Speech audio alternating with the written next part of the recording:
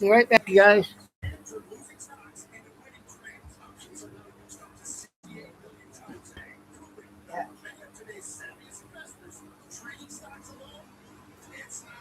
Oh.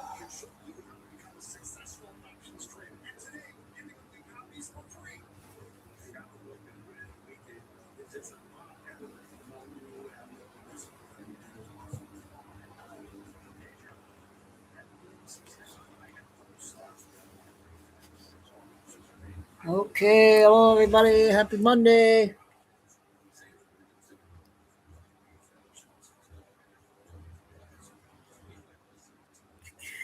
We got lots to talk about.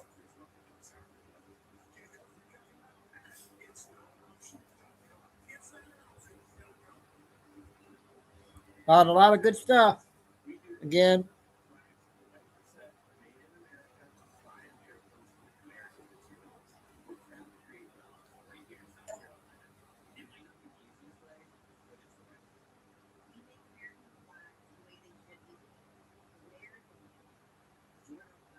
the news is just pouring out, you guys.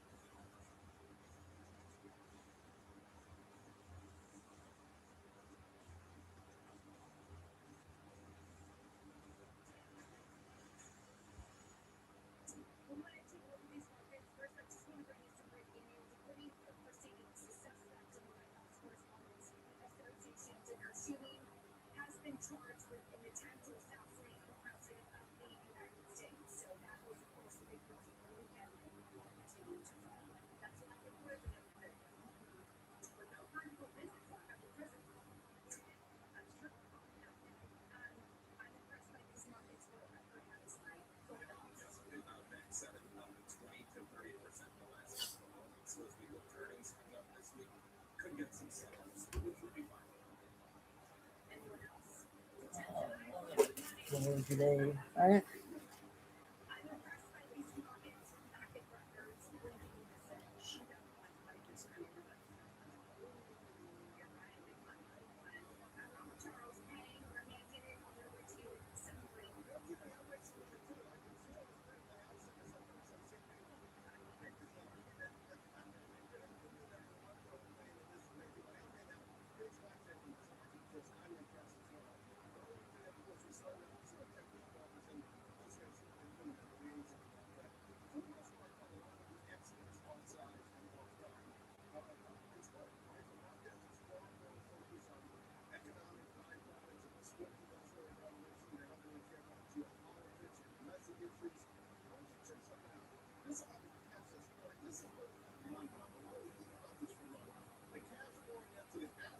Wow, Tim, you're on time.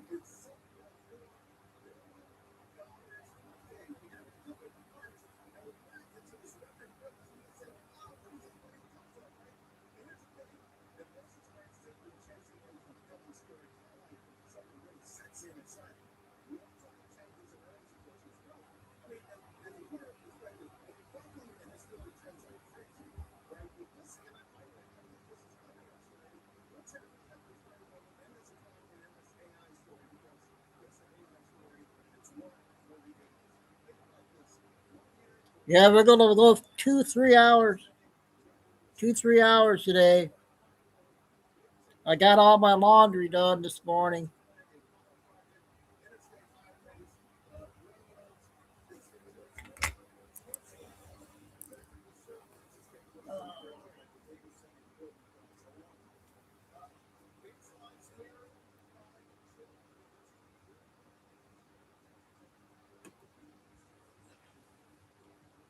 And I guess that King Charles is here, huh? You got,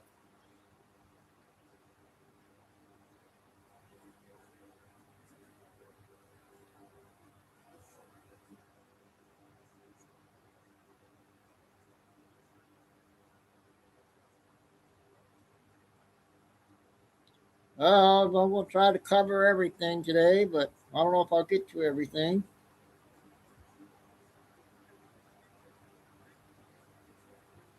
Oh, that's right. It's at 4 o'clock. You guys will stop the intel and see that the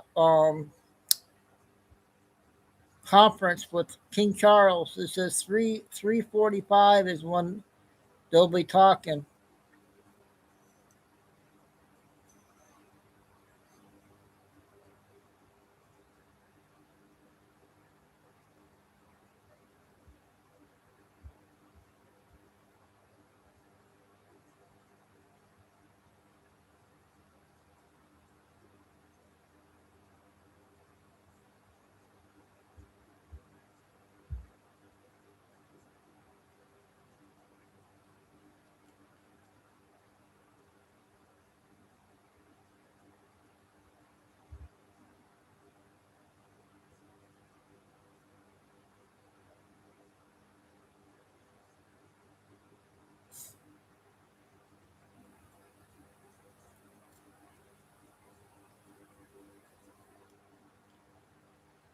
So we'll wait a few minutes here. We'll get started.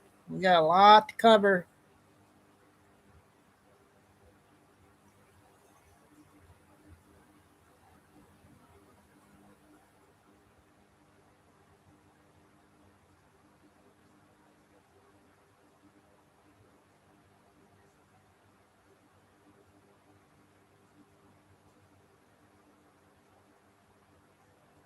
On you go. I just telling everybody I got the laundry done and stuff. I took Chico to the park today because it's warm out. And oh my God, there's so much intel coming out. So we'll try to get 2 3 hour shows in. It sounds good, Lucy. Yep, we're gonna have 2 shows.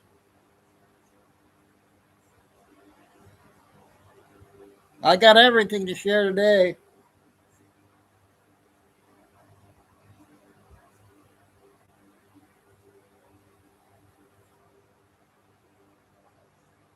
Not even Billy Bean out yet.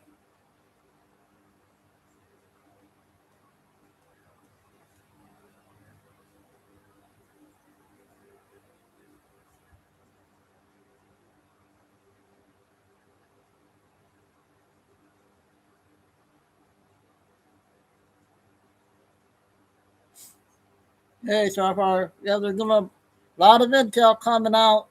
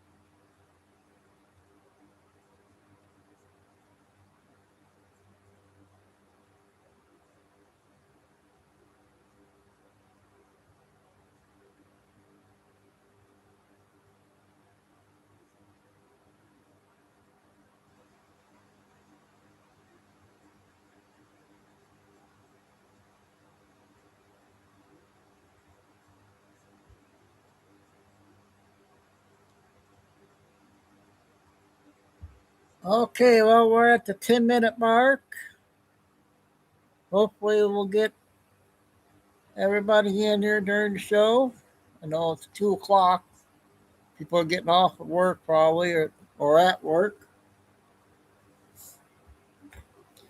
So I'm gonna do the short video. So I don't know what I'm gonna start off from, but I'm gonna start with the small ones first, and then I'll get out there. I'm gonna get everything out. I don't know what I got lined up,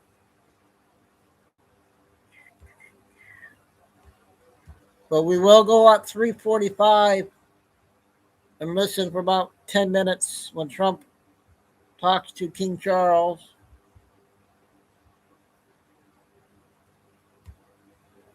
Well, here we go with the first video.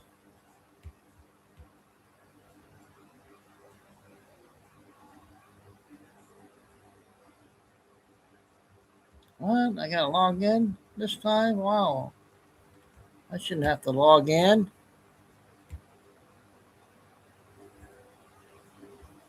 Oh, shoot. God darn it. There we go.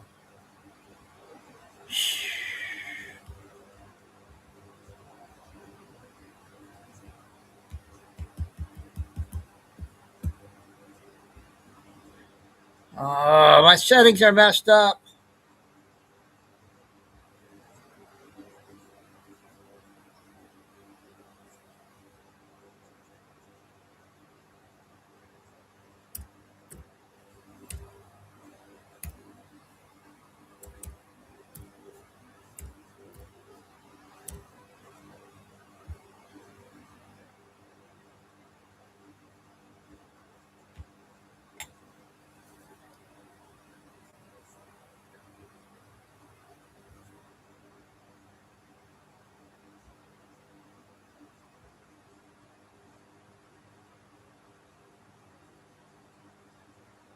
Oh, darn it. Hang on, you guys. My settings are all messed up on Telegram.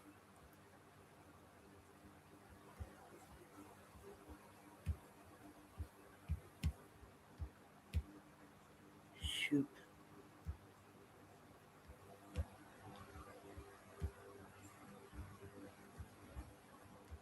God dang it. I don't know what happened.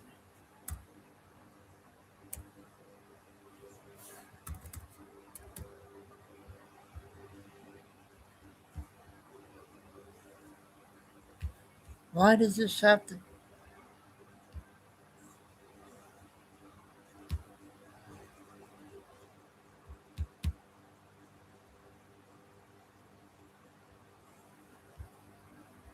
That's weird.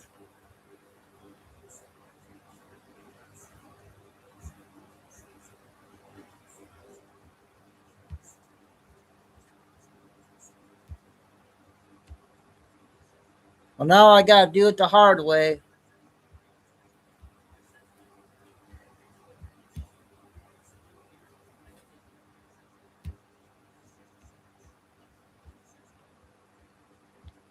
Darn it.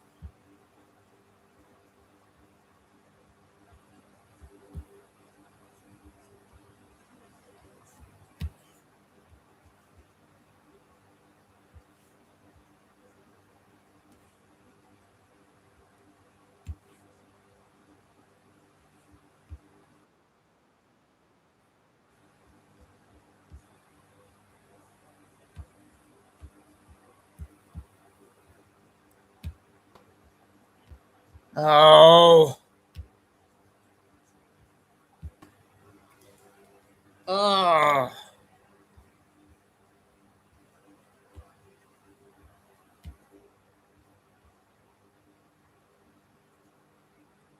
What the heck did I do?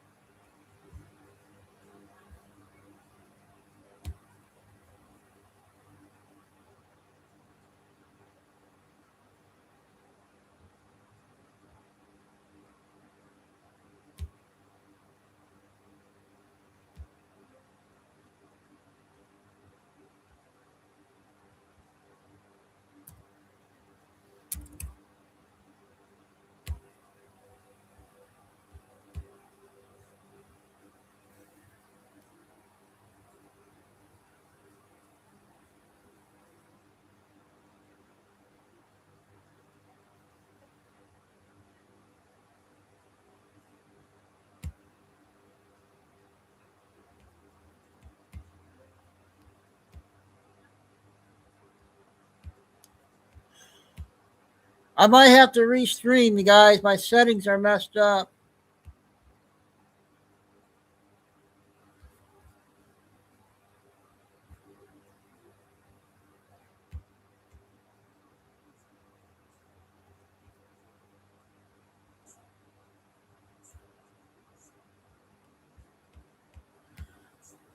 I don't know what the heck I did. Kay's fault.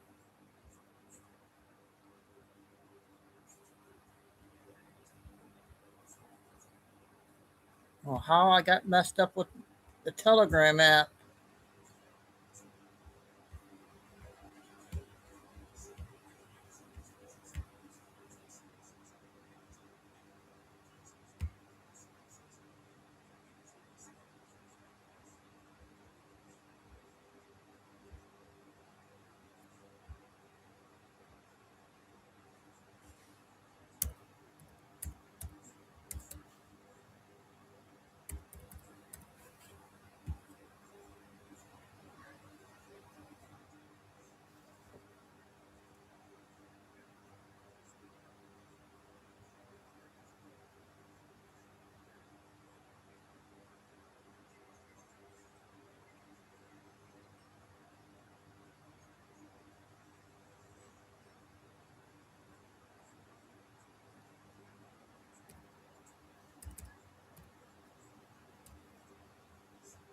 Okay, I think I got it.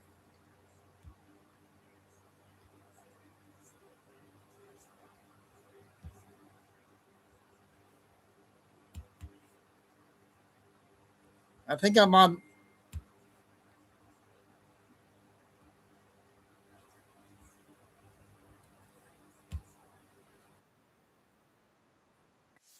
I got it. Series. And this is what we've come up with. 3-Eye Atlas is aliens. I think so too. Soylent Green Under 2. is consuming people. The Simpsons are right. Whatever that means. Queen Elizabeth was a man. There are no red or blue in the government. It is us against them. Area 51 doesn't have aliens. It is experiments on people. The moon landing was filmed in a movie studio. Drones started the fires in California and Hawaii. Good one here, you guys. Charlie Kirk is alive. I told you. Antarctica is a secret sub-Earth. I don't know what that means. Denver Airport is the headquarters of the Illuminati. While there has been a government shutdown, there is no chemtrails. We live in the Matrix because he has never seen a Chinese person pumping gas or pregnant. That was awesome. And until we get the real truth out there when everybody's alive, right? Who's dead, and who's not dead is alive. Is that what they all said, right? Shoot, now what?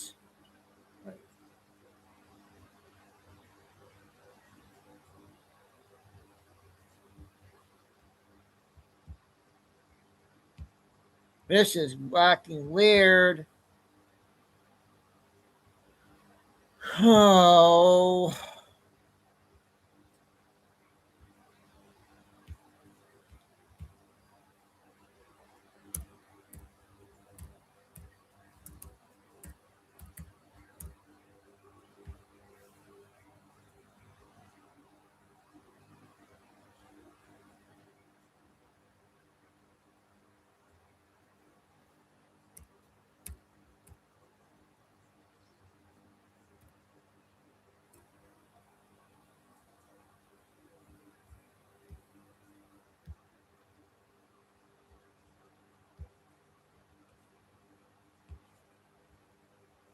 You feeling okay, Kay?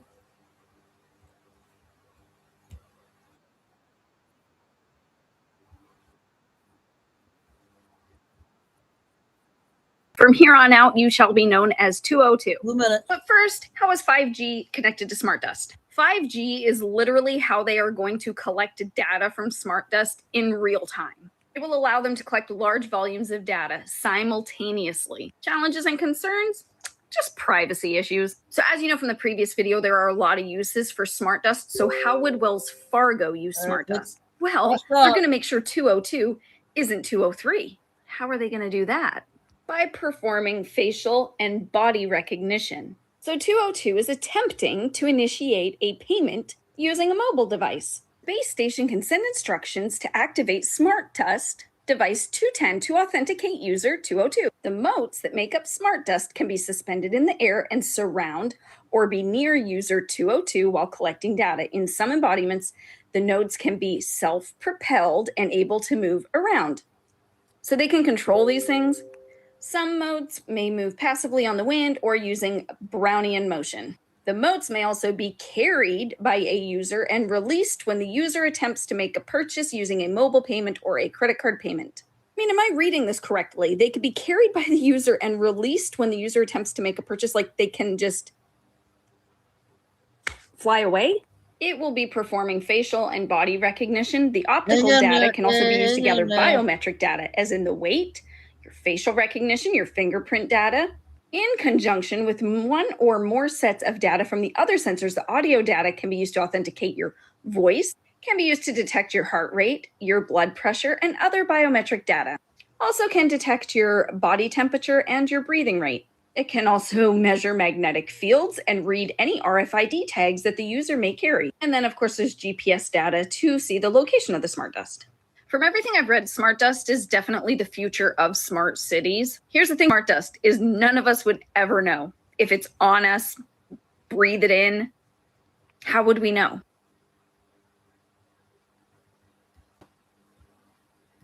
How was that one?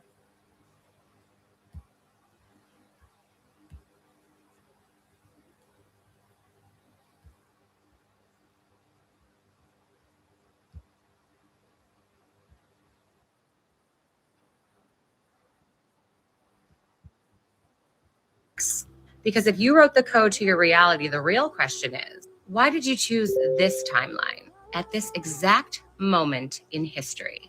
And before you roll your eyes and scroll, I have scientific research to back all of this up. All right, let's go. Here's the timeline selection truth. Your soul doesn't choose your timeline for comfort. Your soul chooses your timeline for mastery. You didn't come here because this timeline was easy. You came here because it was pivotal.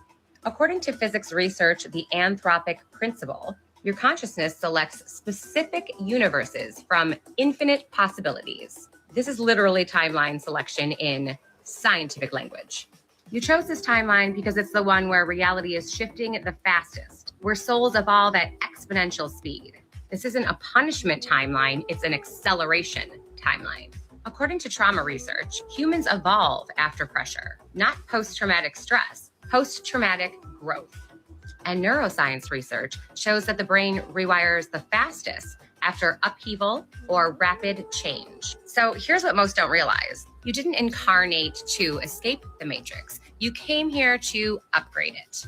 Your presence upgrades the collective field. Your frequency stabilizes timelines. Your awakening flips the script on thousands of unconscious people all around you. Research at the Heart Math Institute proved that the heart field influences people around you up to 6 feet away. Gosh, where did that 6 feet come in play? So here's the bottom line.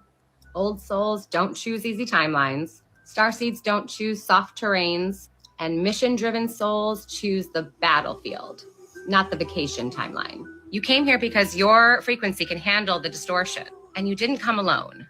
Millions of us incarnated together. We're synchronized. We're waking up together. This was all planned. All right, that was a lot, but there's still more. If you want part 4, comment I am activated, because in the next piece, we're gonna talk about how do you remember your mission, how to access timeline jumping abilities, and how to read the code of your own reality. Because your awakening is not random. It's a sign that your mission is officially online. Activation complete. Okay, what do you guys think of the first 3 clips there? I'm going to play Nick. He hasn't been on in a couple days.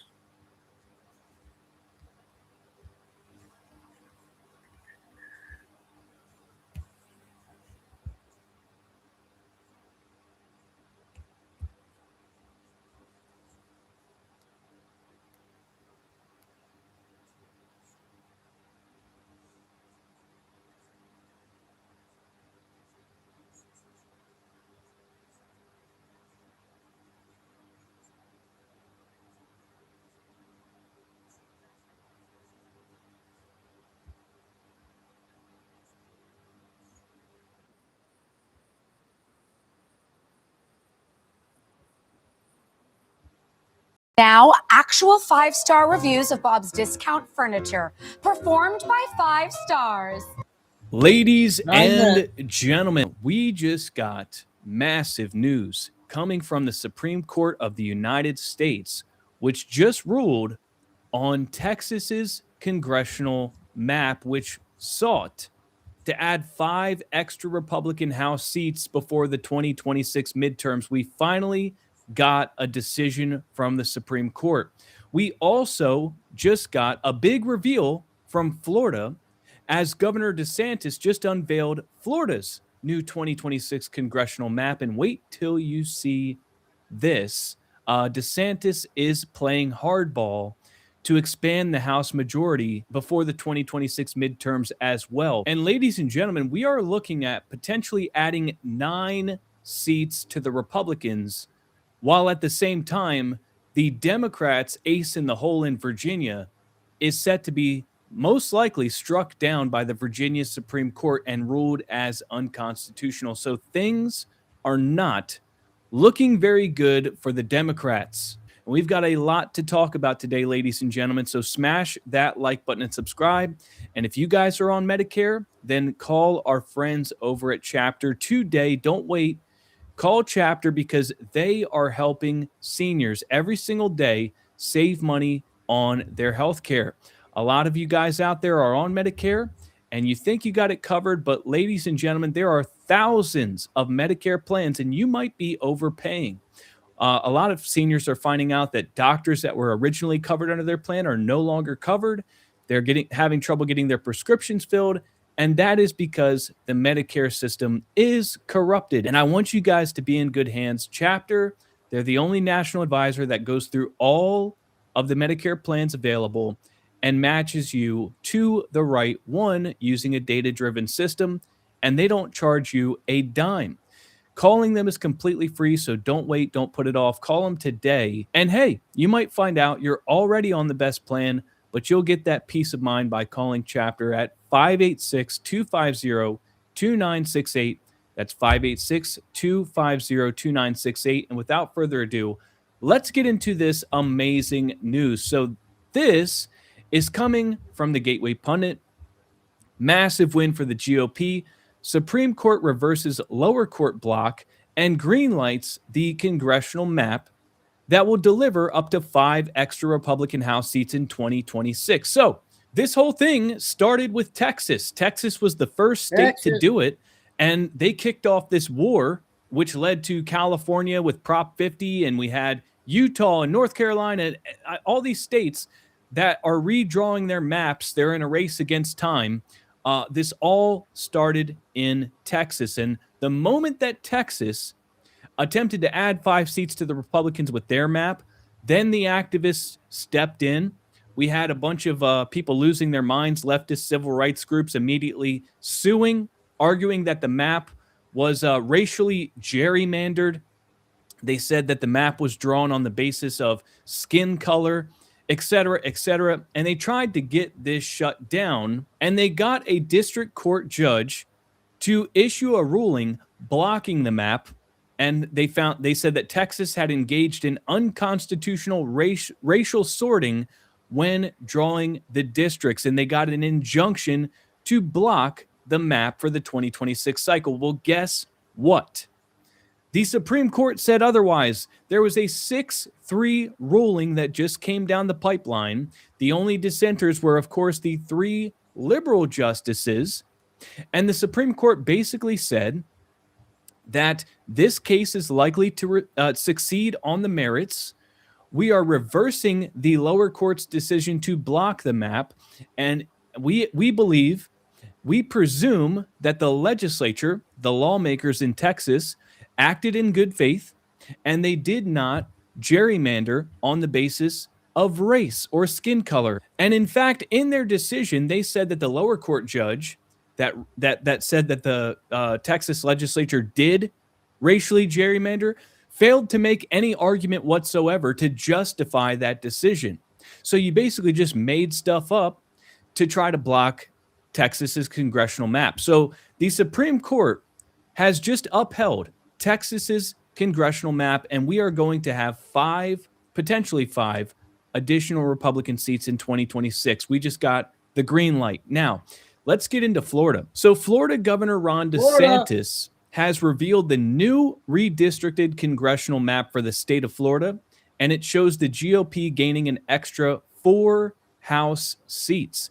Now, should the state legislature, which holds a Republican majority in both the House and the Senate, approve the redrawing, it would then return to DeSantis to be signed into law and would apply to the 2026 midterms. Now, Florida is holding a special legislative session tomorrow regarding the new congressional map.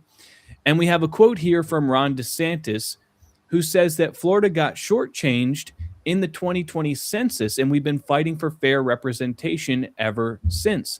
Our population has since grown dramatically, and we have moved from a Democrat majority to a 1.5 million Republican advantage. Drawing maps based on race, which is reflected in our current congressional districts, is unconstitutional and should be prohibited. Our new map for 2026 makes good on my promise to conduct mid-decade redistricting, and it more fairly represents the makeup of Florida today. And you know what? He's arguing from a very logical basis here, because we did see a massive population surge in Florida following the 2020 census, especially with everybody moving to Florida during and after COVID. And so the demographics have completely shifted. So the congressional maps that are existing today are not representative of the actual demographics in the state. And so they need to redraw their maps. And the whole thing here, you know, normally every 10 years you have a census and the maps are drawn based on the census. Well, the census map from 2020 in Florida, there was already a lot of debate about how it was drawn then. And so now that we've had an additional surge in population, it's much worse. The current congressional map in Florida does not represent the people. So they are doing a mid-census redrawing of the congressional maps to more accurately reflect the voters in the state of Florida. And so if this goes through, which it most likely will, there is going to be an additional 4 seats out of Florida, 5 seats out of Texas, and at the same time, the Virginia Supreme Court is most likely going to be striking down the congressional map in the state of Virginia, which sought to add 4 seats for the Democrats. So we're looking at a net gain of 9 for the Republicans, while the Democrats fail to gain 4 in Virginia. Ladies and gentlemen, this massive war that's going on across the country to redraw congressional maps to add seats is not going in the favor of the Democrat Party. And the way things are looking, if the Republicans can manage to not shoot themselves in the foot and completely self-sabotage, we may actually see Republicans hold a majority following the 2026 midterm election cycle. And that would be a massive, massive upset when you consider what everybody's been saying, that the Republicans are going to lose their ass in 2026. Well, it's not looking that way. It's actually looking pretty optimistic for the GOP come 2026. So, ladies and gentlemen, we've got to keep track of Virginia. We should be getting a Supreme Court decision very soon, as we are now in the stage of oral arguments over their congressional map. And we'll have to see what legal challenges follow the passage of Florida's new congressional map, because, of course, there's going to be legal challenges. But with the precedent set in the state of Texas regarding the Supreme Court's 6-3 decision to uphold it, chances are they're going to be successful. So, ladies and gentlemen, big things are happening. and we're going to keep track of all of it. So make sure you subscribe to the channel, like the video. Thanks for watching, and I will see you next time. Let's count the smiles. Okay, Texas and Florida update.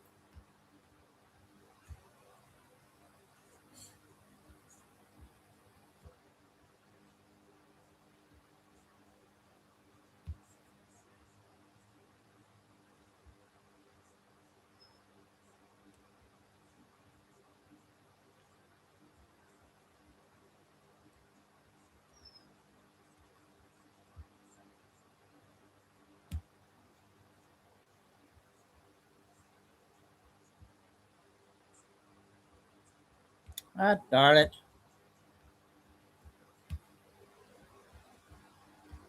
Another short one.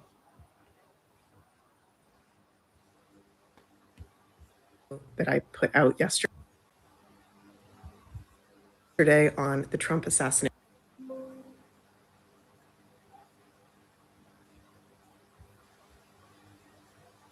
attempt. There are Oh man, not another breakup one. a lot of you out there that think that the whole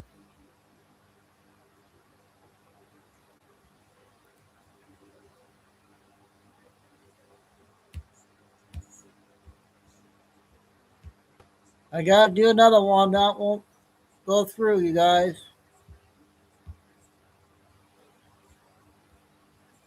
I'm gonna play this one here, you guys. It's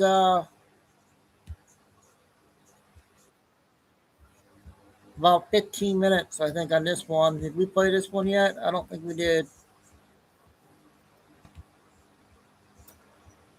Title, what are we doing tonight with us? Welcome to the human race. 4/26/26, 7:36 p.m. Eastern Standard Hey, Time with Mario. I am. Oh, thank you, sweetie. Y'all ready to get this party started? Little share screen here.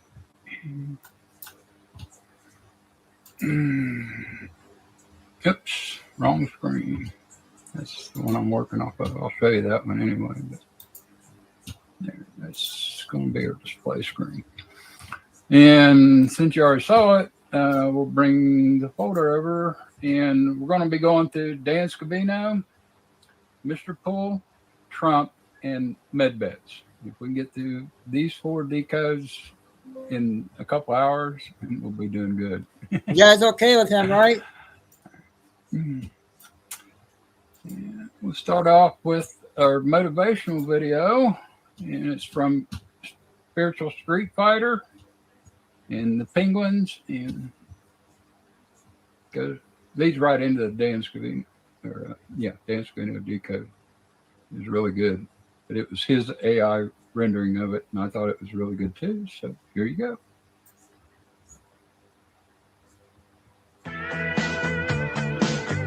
Ah, dang it.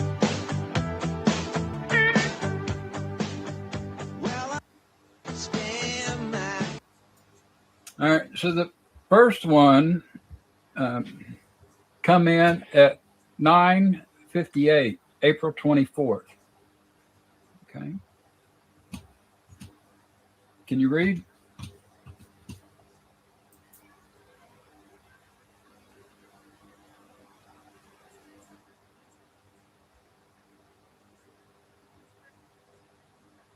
This World War II veteran dreamed of playing college football one last time, and a young team made it happen.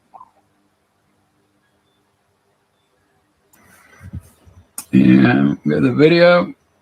The angels up in the clouds are jealous knowing we clouds. I guess I can't play that one because there's too much music.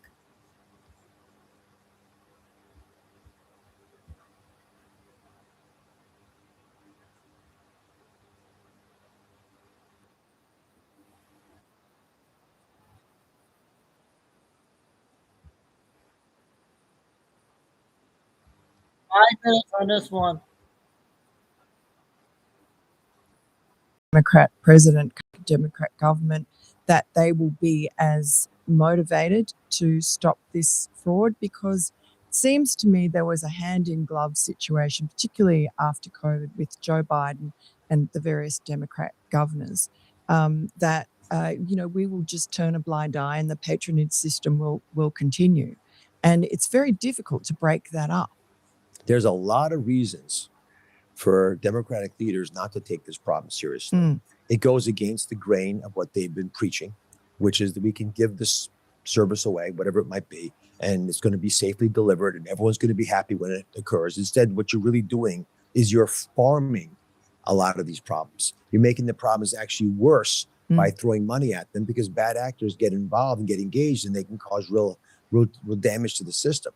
But the political patronage that you've outlined is fundamentally important for folks watching right now to understand. This is not a flaw system.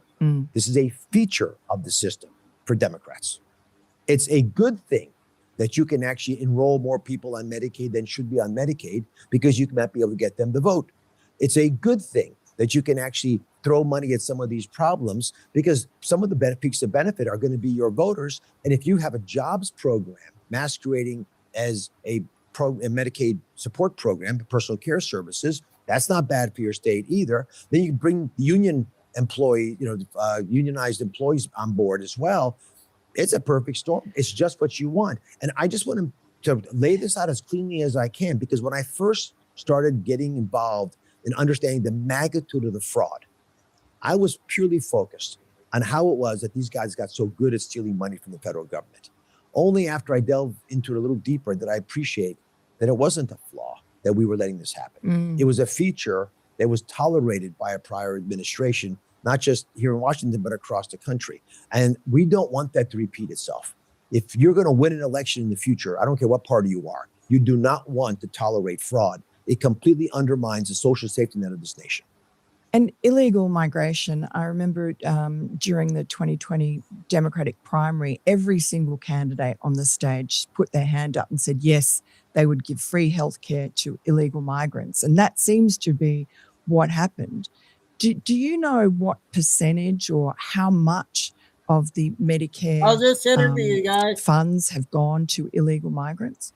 I do know. And since you bring up illegal immigrants, I actually think what we're witnessing in Medicaid fraud, Medicare fraud, is this election's an analogy to illegal immigrants. Illegal immigrants came in because the Democratic Party at the time was not willing to deal with the problem. They just looked the other way. They averted their glance, their gaze. And so they let a problem happen, hoping that no one would notice or hold them accountable for it. It's the exact same thing we're seeing now in many ways within healthcare. Purposely looking the other way, hoping no one notices. It brings jobs, it brings money, it brings voters, it brings all the things you sort of want, sort of like immigration might have been able to do in the past. But when it comes to illegal immigrants getting healthcare services, it's also a good example of how it's been shockingly easy to steal money from the federal government. Let me just lay this out for everybody.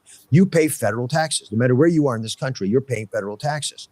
The state of California is taking those federal taxes and buying their illegal immigrants healthcare benefits, including, by the way, vision and dental. Now, I'm not against giving people vision support and dental support for illegal immigrants, maybe even. But if you're not giving it to Medicare beneficiaries, older Americans in the rest of the country do not get vision and dental. No. They have to pay for it themselves. So we're actually giving the illegal immigrants a better deal than our Medicare recipients. And in California, it's $1.6 billion just in the last year that they have siphoned to illegal immigrants that they pretty much acknowledged because they're paying us back.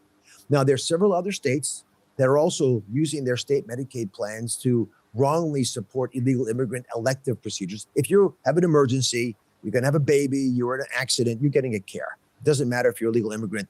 You need to respect that part of the healthcare system's ability to save lives. We don't want people dying. We just want people to honestly get the care they deserve and pay for it. If you come here illegally, do not ask, and you're in California, do not ask Texas or New Mexico taxpayers to foot the bill of your largesse. And although the California leadership, Governor Newsom has said that we're mean for not paying for their illegal immigrants to get free health care, as soon as the federal government said we're not paying for it anymore, guess what California did? They cut those benefits. Is that right? So it's great to be nice and and be very kind and have largesse when it's not your cash. But if you're inviting people to the dinner that you're going to serve, you need to pay the bill.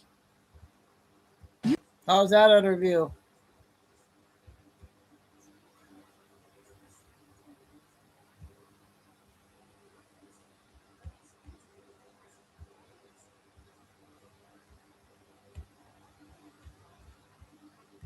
A short one. In the world, people have been experiencing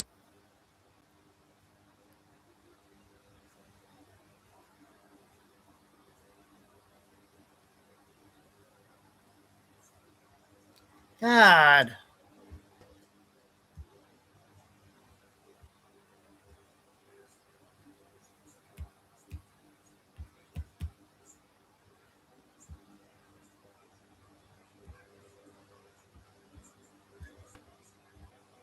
Oh, can't play that one.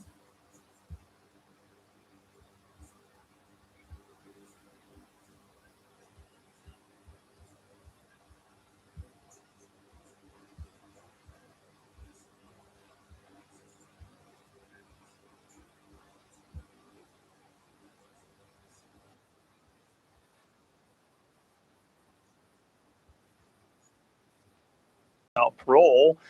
Well, it seems easy on TV and movies, but winning a prosecution is actually hard. Right now, agents and cops and prosecutors are working together to build a case strong enough to convince 12 people who will be repeatedly told the defendant is presumed innocent. So how do you build that case? Joining us is former FBI Special Agent Nicole Parker. Welcome, Special Agent. I used to get that question all the time. Everyone saw what happened. Why is there a trial? Because the defendant's entitled to one, and the government has to prove everything beyond a reasonable doubt. It's not what you know, it's what you can prove. What are the agents doing now? Well, right now they are gathering evidence, and the way in which they gather that evidence is very important because we know that it has to be presented in the court of law. And initially, before you even get to a trial or a potential plea agreement, you've got to get a true bill before a grand jury. An FBI agent or a law enforcement officer will be going before a grand jury at the appropriate time, and they will present probable cause to the grand jury and hopefully come back with a true bill. I think in this instance, these counts are very clear as day, in my opinion, based on what I have seen, even as an outsider, just based on the video surveillance that all of us have seen on television, on social media. But again, this is a liberal district, the District of Columbia. We never know what could possibly happen, but I think in this instance, they will go before the grand jury, they will present, and they will get a true bill. Then at that point, evidence will be presented, and the defendant will have a chance. Do you want to sign a plea agreement, or would you like to go to trial? And in this instance, right now, we are looking at two potential counts, Title 18 U.S. Code Section 111 and 924C. And those are respectively an assault on a federal officer and committing a violent crime using a firearm. And so they will present that, and then they will make a decision. If they choose to go to trial, in my opinion, based on what I'm seeing so far, the types of evidence that you can expect to see at a trial would be the gun itself, the shell casings, a trajectory analysis from a subject matter expert. I would think that you would see the actual ballistic vest itself, the vest that the agent was wearing when he was shot at. That will definitely be a solid piece of evidence. The actual agent who was shot, that Secret Service agent, his testimony, his victim testimony, he will testify in court if it does go to trial. That will be very powerful. I think also, obviously, the video surveillance, the audio surveillance from inside the lobby, everything leading up to that, and any witnesses that were there, other agents that were present. I think the manifesto, very, very powerful piece of evidence that will be presented at trial.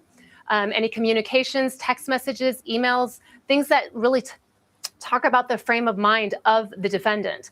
The devices in which they get those communications from, extremely important, the phones, the laptops, the tablets, and also the subject statement. I know that initially there was word that he had started talking to law enforcement, and then he decided to discontinue that. Obviously, every suspect has the right to counsel, and we Mirandize them, and they have the right to remain silent. And I understand that that's what he chose to do. But anything that was said prior to that could, be admissible, and I think that they would present that as evidence as well. So those are just a few of the things, in my opinion, Trey, that would be crucial in a trial for this defendant.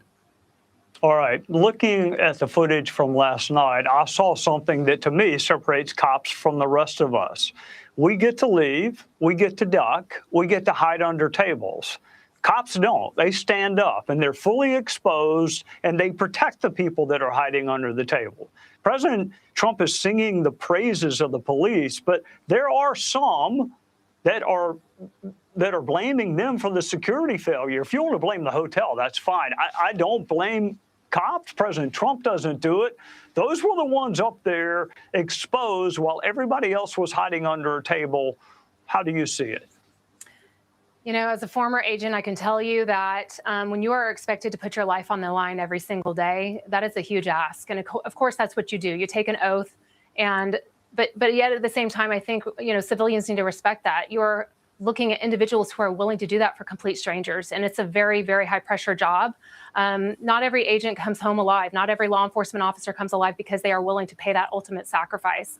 But again, the Secret Service's mission is very, very particular. It is a zero-fail mission in that they are expected to protect the President of the United States of America, which in my opinion is the most powerful person in the world, especially right now. And so these Secret Service agents work tirelessly, even in a government shutdown. Trey, when they're not even getting paid many times, they are out there working tirelessly. I believe that they are spread thin, but they are doing what they've got to do. Are they perfect? No. Is any law enforcement officer perfect? No. But you know what? No one was injured last night. They will do a full after action review. They will, I think, in my opinion, they need to look at the protective model. I believe that it's antiquated and a little old, and maybe with the newer times, they need to look at ways to use advanced technologies and different things that they can use to kind of up the game, have stricter ID checks, a wider perimeter, looking more closely at the venues. But again, the after action review, they will look at every single thing and they will adjust accordingly. Special Agent Nicole Parker, thank you for loaning us your expertise on a Sunday night. Be sure to like and subscribe for all the Fox News latest on YouTube. Okay, another good update intel. I got the next 3 are 10 minutes, I think. Derek Johnson. We haven't played him on his short one, Flying Eagle, right? He came out with 3 of them last night. But I think I got the other guy.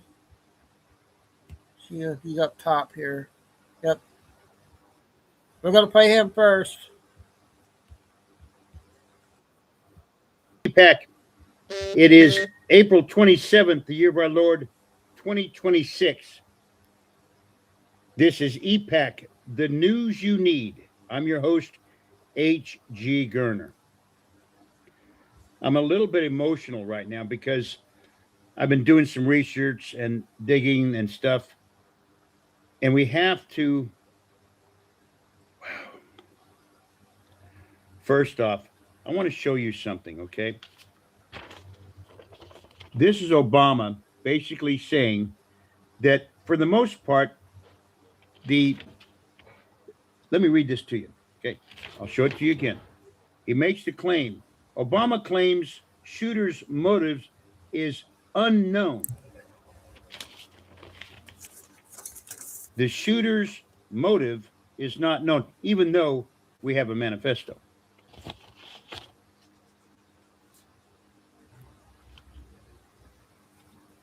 But I want to show you another image. This is the part that really, it tears at my soul. Look at that young man. That's the shooter, Cole Allen. Don't look at the man. Look at the image. Look at the image.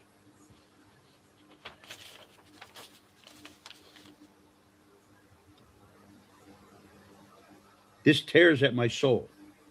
It truly does. Why? Because he was used as a pawn. Why did he do this? Why did he do this? Because it is by design. I'm educated in Marxist political warfare. This Marxist political warfare that is an asymmetric, unconventional type of warfare designed by the KGB back in the 30s was designed to tear a country down by culture, by race, a color revolution, etc. This war, I've been talking about this for over 3 years now. It is going conventional. Look what they did to Donald Trump back in Pennsylvania during his campaign in July of 24.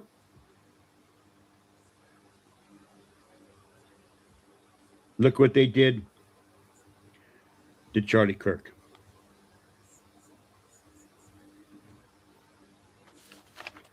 This young man was used as a pawn. The Marxists signal. They purposely signal with the rhetoric and the things that they're saying, the I guess what you might say, the motives, the social engineering.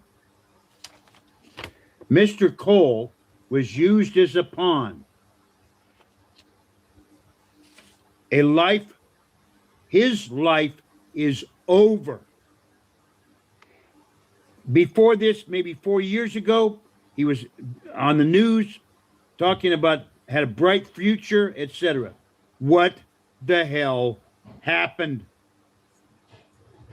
As I said, I'm educated in Marxist political warfare. This is going conventional. It is hostile social manipulation on a scale we've never seen ever before in human history. It is taking people that are troubled psychologically, even the slightest bit. And next thing you know, they become so hateful of something, someone, or Donald Trump, to the point the intensity is, the hatred is so intense, they literally, it flips a switch. Specific areas of the brain, and this is a clinical fact. It's in psychiatrist journals. It is a clinical fact. Specific areas of the brain shut down that are responsible for rational thought. It leads to impulsive, destructive, violent behavior. They literally become, many of these people become sociopaths. And several of them, a handful, literally turn into psychopaths. They cannot, I'm telling you, this is a clinical fact. They actually want to, or they figure they are drawn. They have been called to act because of their psychological imbalance. This picture of him, Mr. Allen, take a good look at that. Take a really good look at, not the man, the image. What do you see? What do you see? You see a life socially engineered by Marxists and the Marxist machine in this country to basically fulfill their agenda. The hatred is so intense. Anyone that, well, I could go into long detail about this. But the important thing I want folks to know is that we will win this war. And this is how we're going to win it. There must be a national dialogue. We, the people, here just around your neighbors, we've got to contact the Fox News, the cable news. We've got to start it ourselves, like I'm doing right now. And what I'm doing right now, right? 4 documentaries about Marxist warfare, how it's waged. And now the solutions are to start a national dialogue of this intense hatred. These Marxists. Remember Hakeem Jeffries and all these people? Where's Maria? Look at that. I want you to take a good look at that. Yeah, Hakeem Jeffries and other people. Maximum warfare. Everything all the time. Everywhere all the time. It's Marxist political warfare on an industrial global scale. Social engineering, using immigrants as pawns and using people are troubled psychologically imbalanced to even the smallest degree. And the next thing you know, we have events like this at the Correspondents' Dinner. Here's the point that I want to make. Obama said, well, we don't know his motive. What was he trying to do? I'm going to leave you with this. When he travels across the country on a train, okay, several days, and he's there days before the event happens, and then at the right moment that he picks, with a shotgun, a handgun, and several knives, breaches and runs through the first layer of security, guns blazing. Here's the thing I want to ask you, and I'm going to let you be the judge. He comes through there, guns blazing, shooting people. What was his motive? Ladies and gentlemen of the jury, Obama, the Marxists that are listening to this, what was his motive? I'll leave you to decide that. These Marxists, I want you to go to preservingamerica.epac.com, and I will post my website and my email. We must start a national dialogue and expose these people by name. I have the names. I have the data. I have people on my team that know exactly how this Marxist political warfare is played out and how it's gone conventional. And it went conventional over 3 years ago. Look into a statement called Morto per la Libertad. It is a clarion call from World War II. Study it. It won't take very long before you see the connection to the Charlie Kirk assassination. Watch, ladies and gentlemen. We will win this war, but Donald Trump needs our help. God bless. Pray for us all. Yep, he said it. His channel and my channel and whoever else's Hawk's channel, all the ones that are hanging in there, and all the other patriots, we're the news now. That was a powerful one. Okay, now we got the first 4, but I'll go back and forth with Derek. The first one's 5 minutes.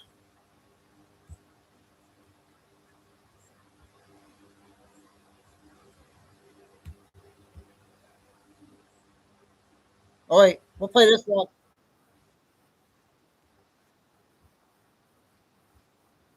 Not sure how long this one was. That is 50 United States Code titled War and National Defense. He used 50 U.S. Code, Chapter 33, Section 1541, which specifically says when a president cannot enforce a law, he can, by national emergencies, declare a war. That's what Donald John Trump did. That was a direct order. On March 27, 2020, Donald Trump gave a direct order when he federalized 1 million National Guard to active duty. That was a direct order from the commander-in-chief, and he also put it in Executive Order 13912, 10 U.S. Code 1209, which specifically has been extended all the way to March 2024. That means specifically a direct order. As long as he's living and breathing, he holds that command. He can only terminate that national emergency. All right. So you have to understand those simple laws that happened in March 2020. How do you know that's still happening? Every single day since that order was given. So the Title 10 U.S. Code 12406 specifically shows that the president's the only one who can federalize the National Guard to active duty. All right. The same Title 10 that every veteran, every person who's in the military right now currently serving or have served like I did and my family members did, we all raised our right hand under Title 10. So you can't say you support the military without supporting all of it. You can't have one without the other. You don't have to like it, but you can't have one without the other. So the same Title 10 that I raised my right hand to and took an oath to the Constitution is the same Title 10 that Donald John Trump federalized 1 million National Guard to active duty and put it in Executive Order 13912, which has been extended out to March 2024. That means he holds that command, right? It is a sting, covert, global operation, not just United States. You have to know those key factors to understand that. How do you know, though? Every single day, the United States National Guard have been out of their state jurisdictions and United States jurisdiction every single day.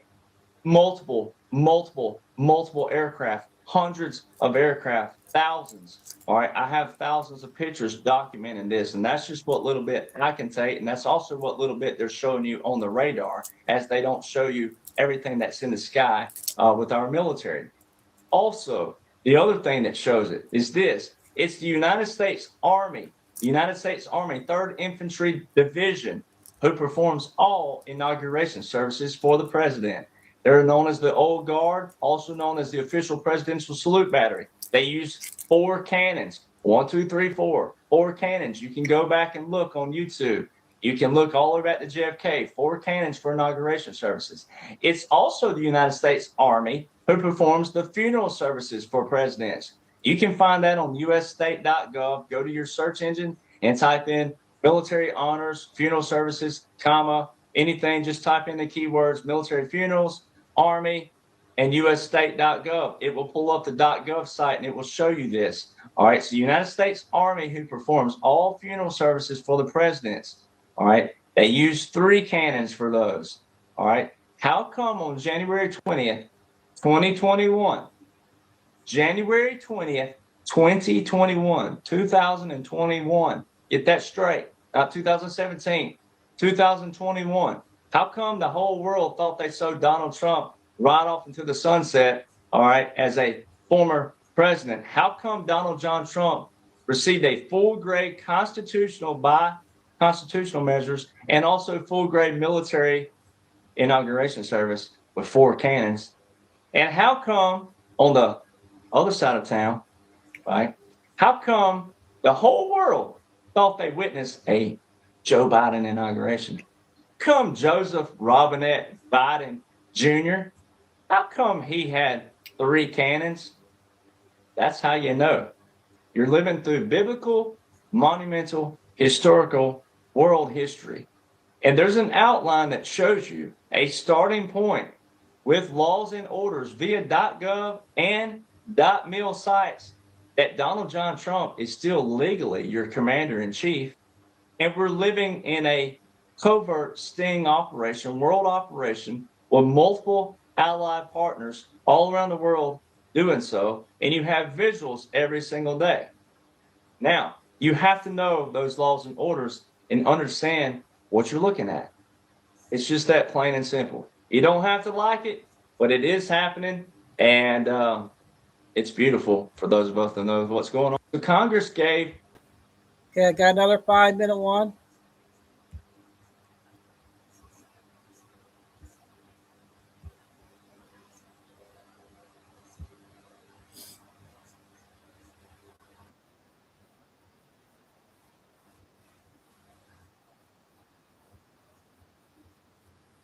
This is another video, I think. Let me know if it's the same or not, but I think it's the second video he had. Legally, your commander-in-chief by laws and orders. All right, 1, you have to understand the blueprint, as I call it. June 12th, 2015, the Law of War Manual was issued. 4 days later, Donald John Trump rolls down the escalator to announce his candidacy for president. That was 4 days after, so June 16th, 2015. Then in 2016, the United States Supreme Court, the first time in history they backed our founders, they wrote a thing called the Military Justice Act of 2016. It was not passed until 2017, National Defense Authorization Act. It was written in 2016. Then you had the 2016 election, and then you had a thing called a Federal Continuity Directive issued January 17th, 2017. Inside of it, it specifically shows how all 3 branches of government under a continuity of government. A continuity of government is where a president has a presidential policy directive in place for all 3 branches of government to perform their national essential functions, NEFs, that you'll find inside of that. All right, then you move 3 days past that. Donald John Trump took the oath of office. He told you that day that we were transferring the power from Washington, D.C. back to the people. He had 2 military officers standing right here. One of those had a headband on, military intelligence, and the other one had a headband on of Judge Advocate General. All right. What's so important about that Military Justice Act, along with the continuity of government, is that the Military Justice Act specifically does three things. All It right. outlines how military law is separate from civil. We'll play this one here.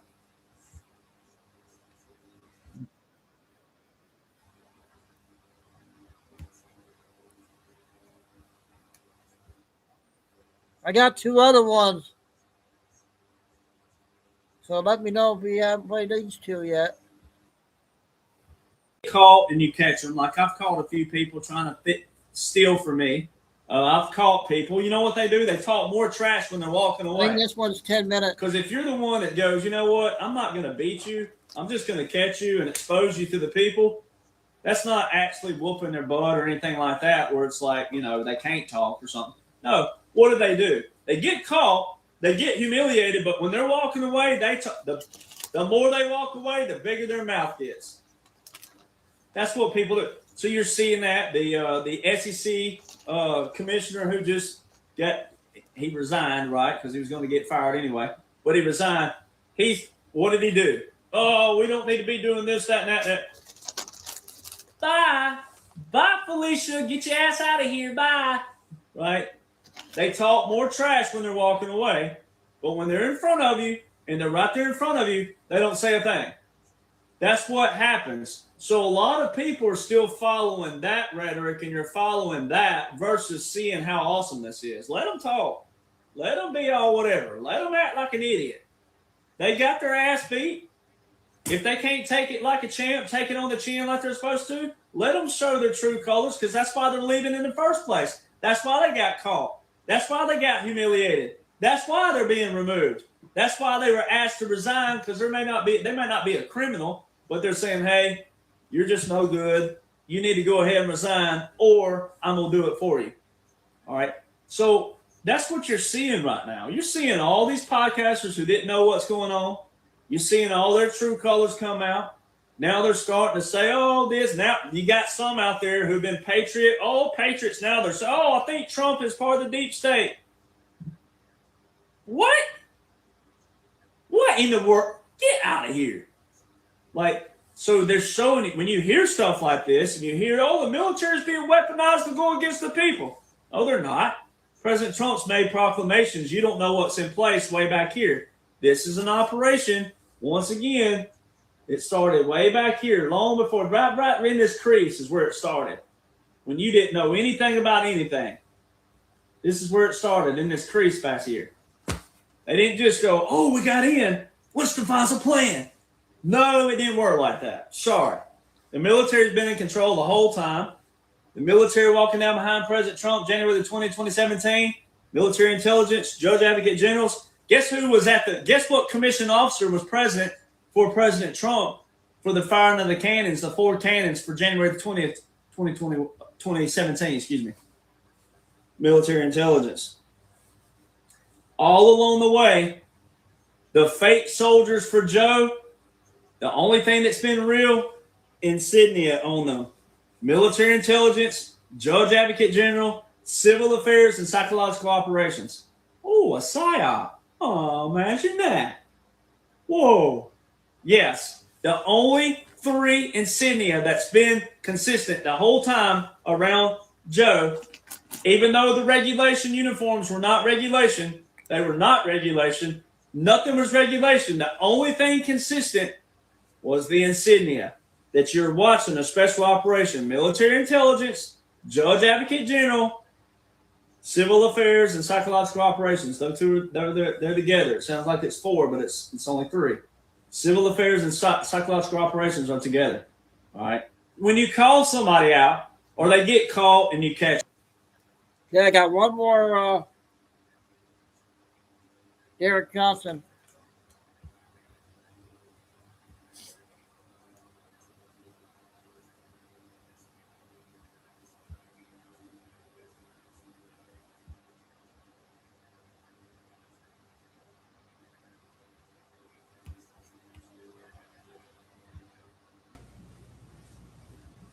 What's up, everybody? Derek Johnson here. Rattletrap 1776. What's up, 1776 Nation? What's up, Derek Johnson Country? What's up, Rattle Trap 1776 Nation? So got all three going here. So just thought I'd come live tonight because we've had a lot of fun this week. A lot of stuff being unveiled to people. A lot of things. It's kind of funny because, I used to have a shirt that said conspiracy realist, and everything that we were called conspiracy theorists for. It's all unveiled. Now, it's one thing when you're a civilian. There's nothing wrong being a civilian, obviously. But it's another thing when you're a veteran. And it's another thing, even more so, a triple effect is when you're a veteran who's been called back to a certain capacity. And then you have people out there who go, how can this guy know what he knows? Well, somebody's got to. Might as well be me. But, it's just so humorous. And I've been talking to a couple of friends this week in another kind of spectrum. It's humorous from another standpoint. So, and as we all know, if you've lived a little life, things always come out in the end.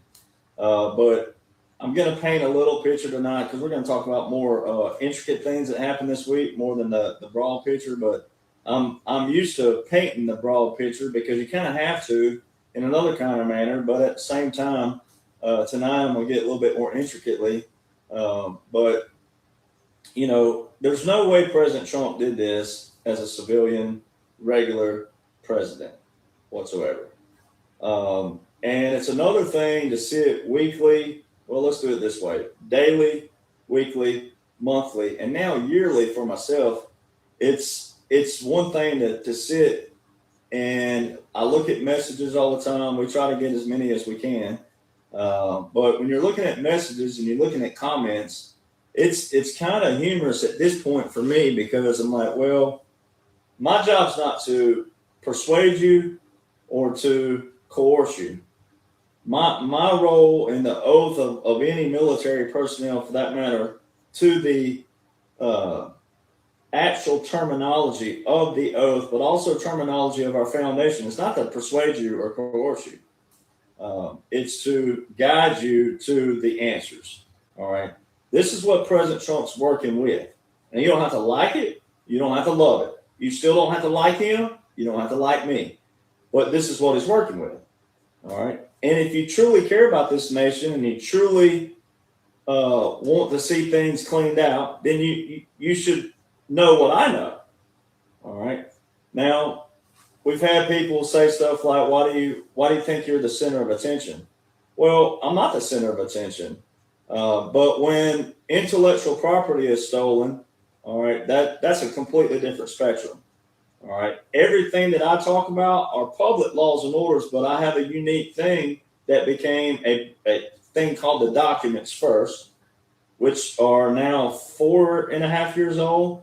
All right. So everything that you see influencers out there doing now, the clickbait material, the drama, the propaganda, they're just misleading people. Every person walking, breathing right now, especially if you're an American, can know exactly what I know. The documents have been out, the documents.info, they're still there. Now, some links don't work because, like President Trump said, MSDNC and all these other liberal organizations, what do? They deleted some stuff. All right.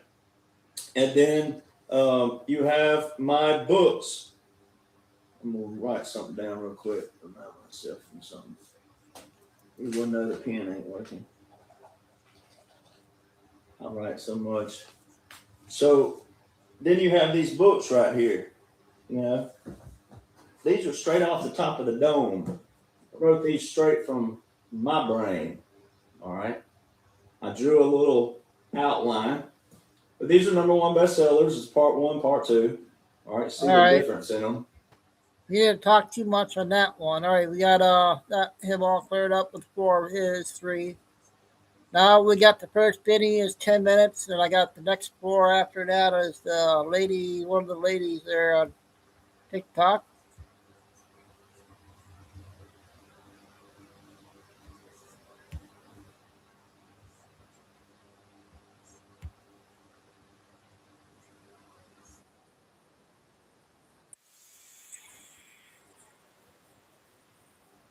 sugary breakfast sandwich. Are you being truth about the Trump political assassination this weekend at the White House Correspondents' Dinner? Here's what we know right now, that the assassin, Cole Allen, was a pro-trans, anti-Trump, anti-Christian, left-wing libtard with Reddit brain rot. He loved the Ukraine war, and he had been radicalized into trying to kill President Trump. He said so in his own writings. There's no ambiguity about that whatsoever. He wanted to murder as many members of the Trump administration as possible. So that's what his motive was, even though Barack Obama and other people in the media are trying to lie to you about that. Barack Obama saying, we don't know what the motive is behind the attack. Yes, we do. And look at the ratio here. Look at a cooking ratio, 31,000 comments to 18,000 reposts, 52 million views. It's all a lie. It's a lie. Now, this is an AI-enhanced video. The original video was grainy and blurry, looked like it was shot through a potato, just like all security cameras. There should be like a rule that the president can't speak at events without something that is more like a Nokia phone from 1997 with security footage. The security footage pissed me off because it's just so grainy. An account AI enhanced it. And while it's not a perfect one-to-one, it does show a clearer picture of what happened and sort of the greater overall motion here as Cole Allen went blasting through the perimeter. The shooter donated to Kamala, called Trump a rapist pedo, wrote that he wanted to target Trump officials, dozens of anti-Trump posts, House and Democrat candidates' campaign sign in his yard, and Obama says the motive is unknown. Okay. Well, here's the question that I think many people are asking, which is, even the AI enhancement or not, this happened, and why did it happen? Why was someone, according to his own note, able to hilariously march right in to a Secret Service protected area, the most protected area in the world, with no security? This is his own manifest. Okay, now the sappy stuff is done. I expected security cameras at every bend, bugged hotel rooms, armed agents every 10 feet, metal detectors up the wazoo. What I got was, well, they must be pranking me. No damn security, not in transport, not at the hotel, not at the event.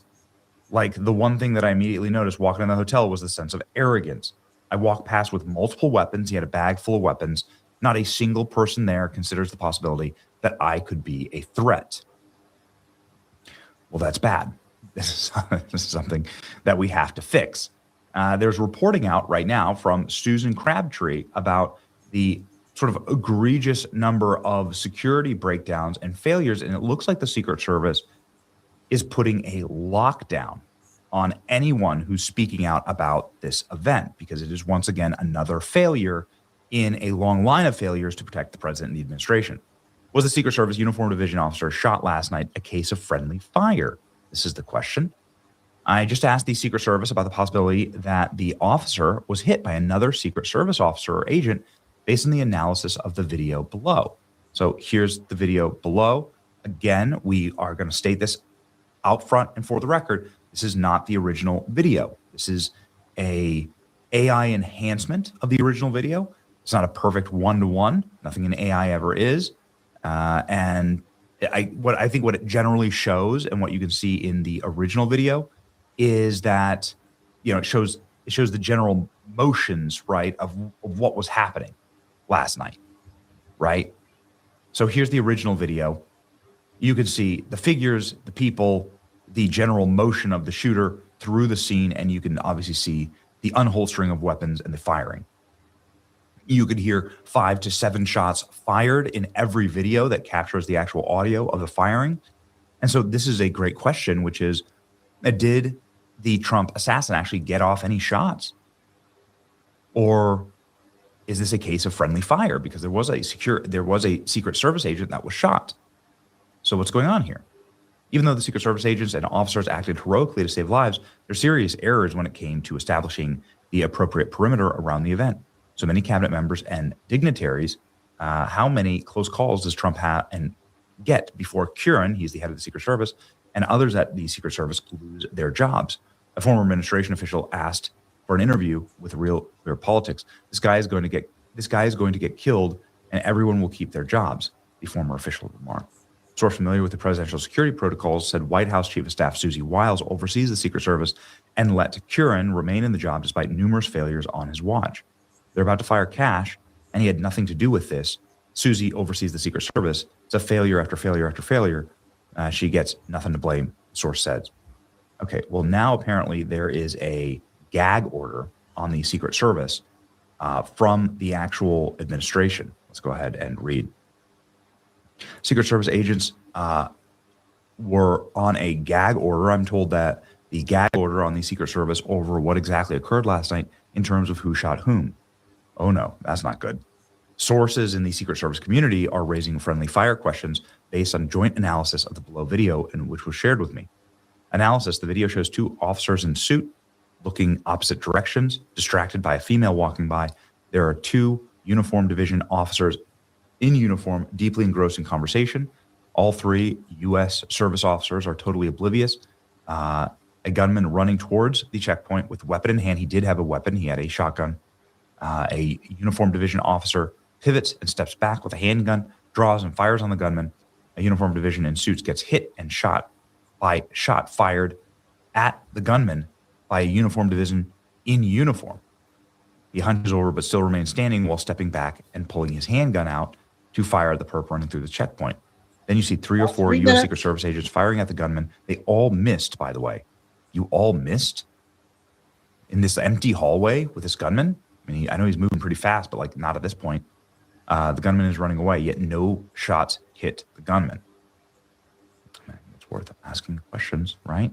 So here's the gunman running. It looks funny. He's like, where it has a block there. It looks funny because it's AI enhanced. 1, 2, 3, 4, 5 people are standing right there. He's able to get through. So people are asking, when so many officials gather at one place for an official function, such as inauguration or State of the Union, the Secretary of Homeland Security typically puts the Secret Service in charge of coordinating all national security for the event. There was no such designation on Saturday night. They had a lower designation. They've been under financial stress because of U.S. government shutdown. That's something that's important, and you've got to take into account. There was a gag order on the Secret Service preventing them from talking about whether the agent was shot by friendly fire. Sure appears that there are many political shooters who like basic firearms training. That's right. Look at this.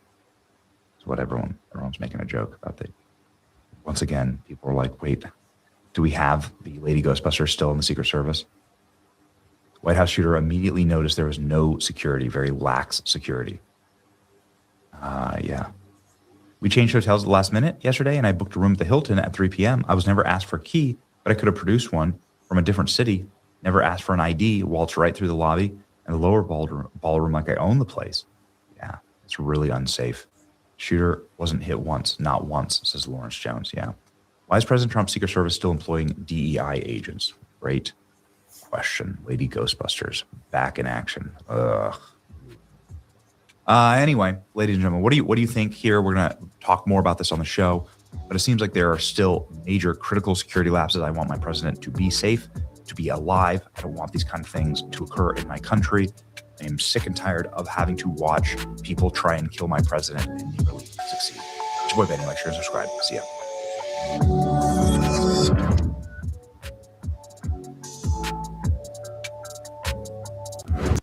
Okay, I got the next 8. I'm going to do one short clips and come back and do I got another 2 more Benny videos and much more. So the 3-hour mark, and then we'll come, we're halfway through the show, hour and a half.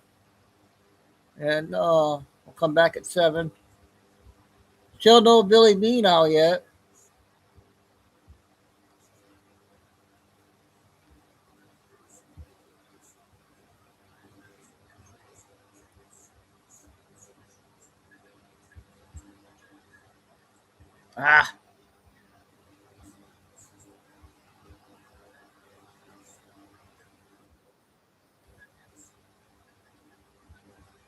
She had some new ones. Spraying drones stolen in New Jersey as FBI. I remember that one. We'll play this one. You guys see this one yet? And tied into something that I've talked about biblically. We all are aware of what took place tonight, that there was another attempt on the president. And I'll be the first one to tell you, don't do that, because it's in accordance with God's divine will. So don't do that. But check this out. This speech tonight will be classic Donald J. Trump.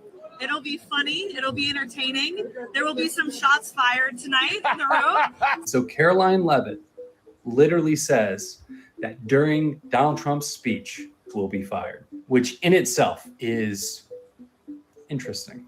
But check this out. Quickly tell you, I was sitting next to Caroline Leavitt, the press secretary's husband. He was seated right next to me, and then he kind of leaned over and said, you know, I watched you on TV, you do a great job. You need to be very safe. And he was just very serious when he said that to me. And he kind of looked around the room and he said, you know, there are some... They cut her phone off. They stopped her from talking live on air. And this is the person who allegedly did this. Now, what's absolutely wild, that this random account, Henry Martinez, joined X on December 2023 and tweeted out one name, Cole, on December 21st, 2023.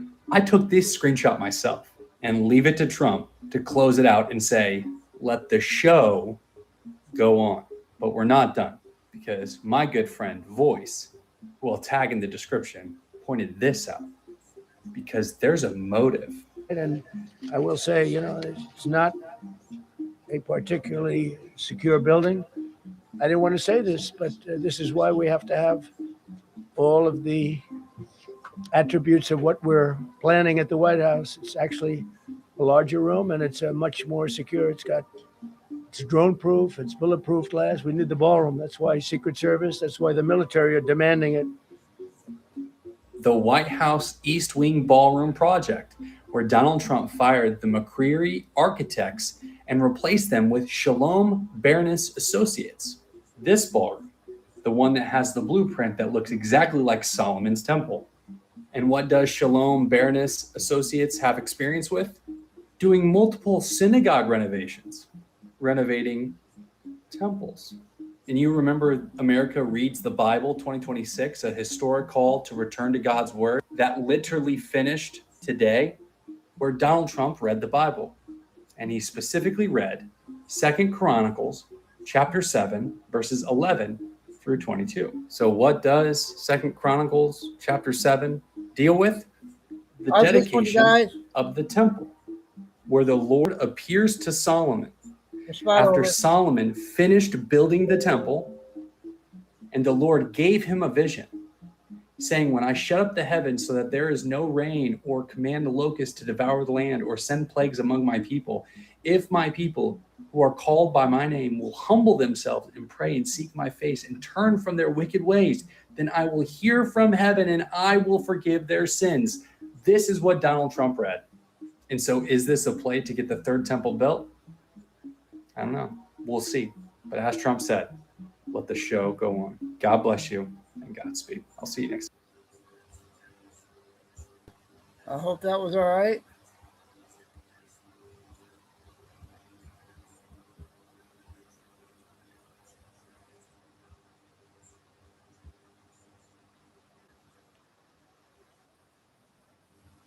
Yeah, I got 2 new ones with her, I think.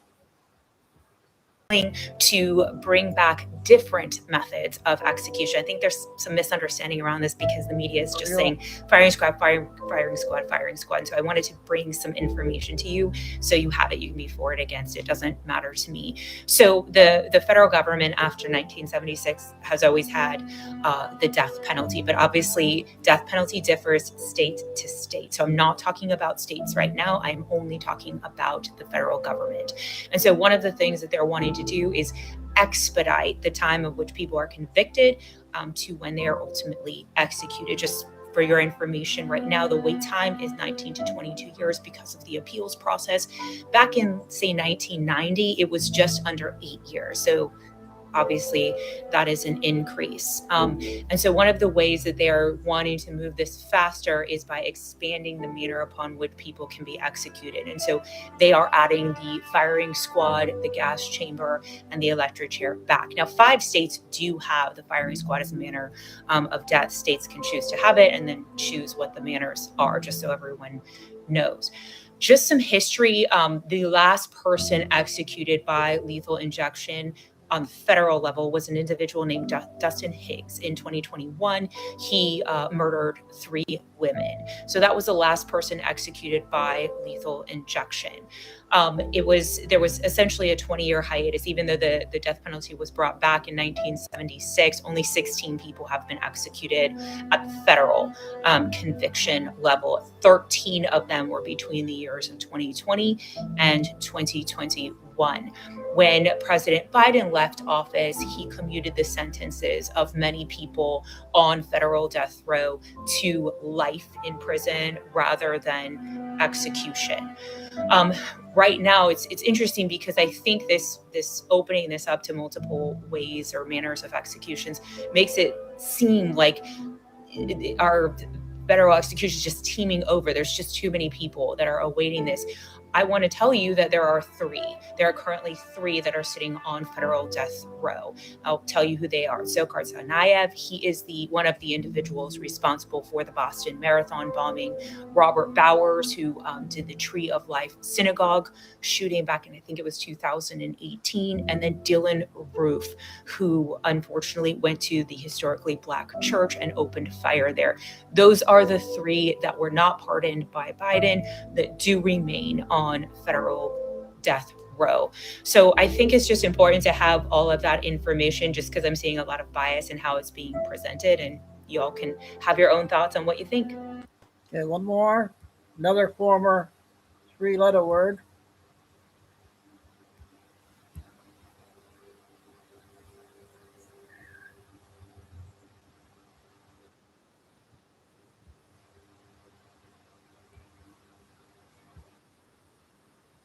The suspect's name is Cole Thomas Allen. He's I can't play that one.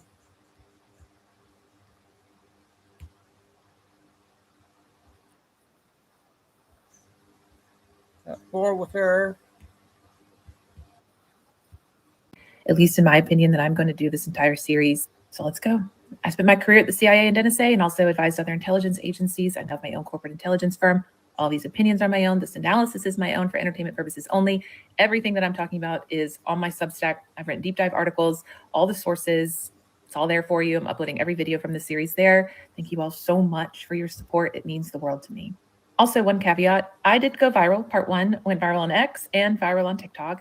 And I had comments saying that I am not to be trusted because I have tattoos or I wear a tank top, which, by the way, I wear a tank top and sweatpants 24/7 when I'm at home. I don't know what people think, but you don't walk around the agency naked. So nobody I've ever worked with knows I have tattoos. I'm a very reserved person who just likes tattoos. I know it's hard for some of your little brains to understand, but if you don't like it or don't want to trust me because of how I look, that says more about you than me, pumpkin. So scroll along because this is probably way over your head anyway. All right, let's go. When I was going through the 990 forms, Superfeed Technologies popped up. They were given about $120K, and I was like, oh, another LLC for me to go look at. Turns out Tyler Boyer's the chairman of the board, and Erica Kirk's mom is on the board. Correct me if I'm wrong, but I've heard that Erica Kirk is joining the board as well. I was like, who is this company? Turns out Superfeed Technologies runs a bunch of conservative apps. TPUSA app, say, Follow the Money Deep Dive. This is probably the most important one. Okay, the second one.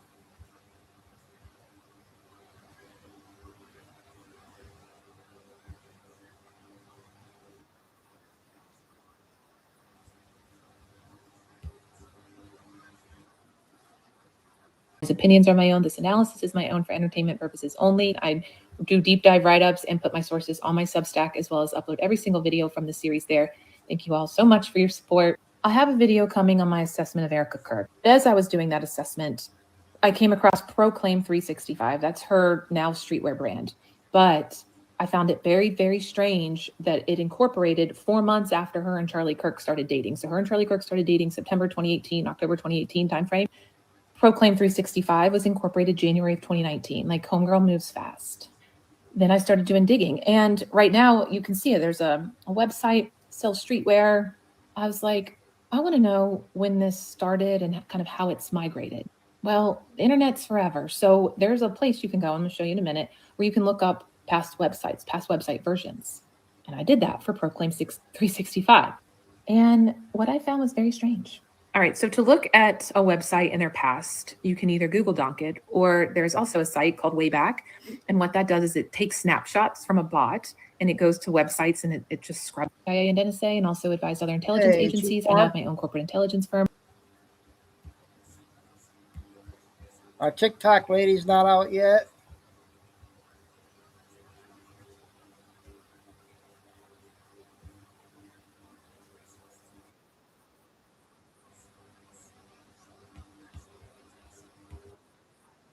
Into the events that surrounded Epstein's suicide, might have had motive, what my thoughts are.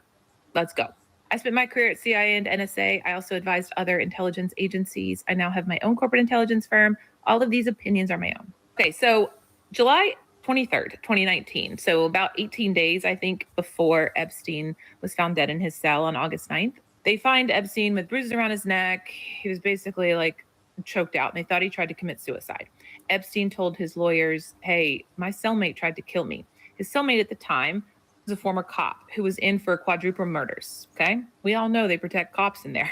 So he says, hey, my cellmate tried to kill me. They're like, no, bro, you're going on suicide watch. You tried to kill yourself. What are you talking about? The cameras that were around the cell that night, that footage, gone. They can't find it. Trash. The prosecutors have said, like, our bad. All right, so they put him on suicide watch. They take him off 5 days before he dies. And he was found in his cell on August 9th, 2019, for those who don't know. Oh, I guess August 4th, 2019. Take him off suicide watch, which is a very short time to be on suicide watch, especially after an event like that, especially as high profile and at risk as he was. But moving on. They take him off suicide watch. He comes back to his cell. On August 9th, the night that he dies, they remove his cellmate from the cell, so he's alone. They're like, I know you two have been living together, but you know what? Today, on this night, we're going to take you so that he's alone. Okay. That makes me think it wasn't anyone in the prison. It wasn't, I'll get back to this. So they remove the cellmate and Jeffrey Epstein is found dead. Prison guards are supposed to do 30-minute rounds on him. And that night, they fall asleep for 3 hours. And yet in their logs, they claimed to do the checks, but they did not check. In this 3 hours that they were magically asleep, going night-night, Jeffrey Epstein dies. Ended up getting indicted, and I think it was community service or something, but it's known that they did fall asleep and forged those walk rounds. Okay. There are 3 cameras pointing at that cell of this high-value prisoner. 2 of those cameras malfunctioned. The other camera had 3 minutes of footage erased from it using Adobe Premiere. And these are all in the court documents and files, so these are real facts. 3 minutes of footage is gone. Okay. The autopsy report says that it was in line with himself hanging himself from a sheet and a suicide. However, a private investigator and an autopsy, Epstein's lawyer got a private investigator to go do an autopsy, like their own medical examiner. And that medical examiner found broken bones in his neck that aligned to strangulation, not hanging yourself from a sheet. Mm-hmm. Now let's get into motive. We know that he was a bad man, very well connected, like Ghislaine Maxwell's father. Maxwell's father, who was accused of being Mossad and perhaps blackmailing, etc. Okay, one more with her, and then back to Benny's videos. Got a couple Trish coming up.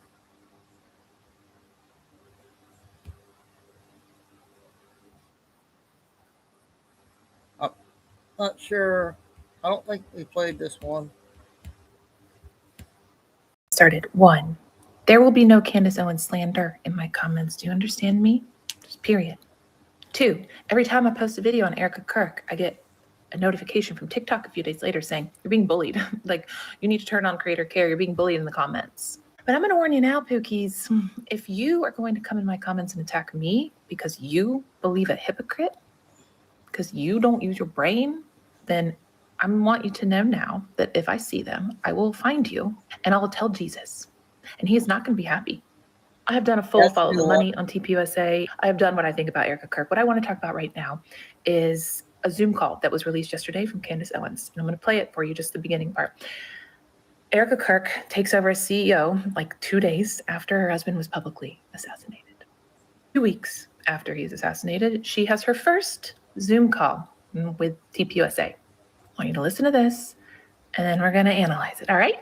I still love all these emoji Zoom things. Wow.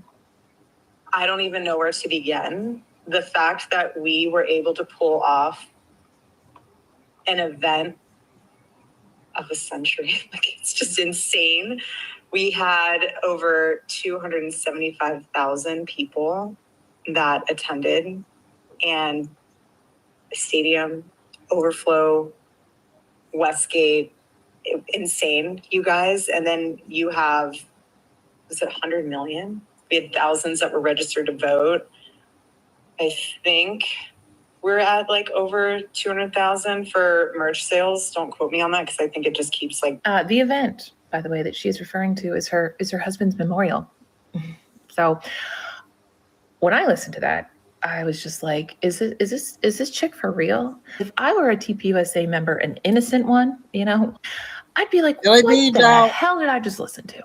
This is a grieving widow 2 weeks after her husband was publicly assassinated, and she's getting on this Zoom call talking about this event like it's some sort of circus production. That right there is the oddest behavior. That is not somebody who was grieving. The inflections in that voice, how she was talking, she was laughing about the emoji. Like, she didn't care. That was somebody who didn't lose somebody they loved. That's what that is. I have talked about it in other videos about honeypots. Other countries are known for finding men in the United States who are up and coming in politics. They find them and then they marry them. Like, long game, baby. They play the long game here. And Charlie Kirk, when he met Erica, was in 2019, right when he became big, right when TPUSA kind of hit that $50, $80 million amount of money.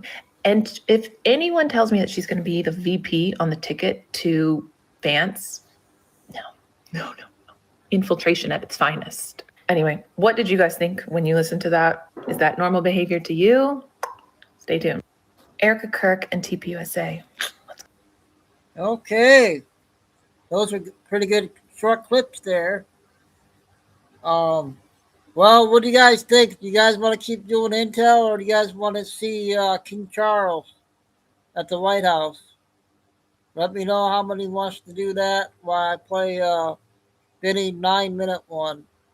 Jerry.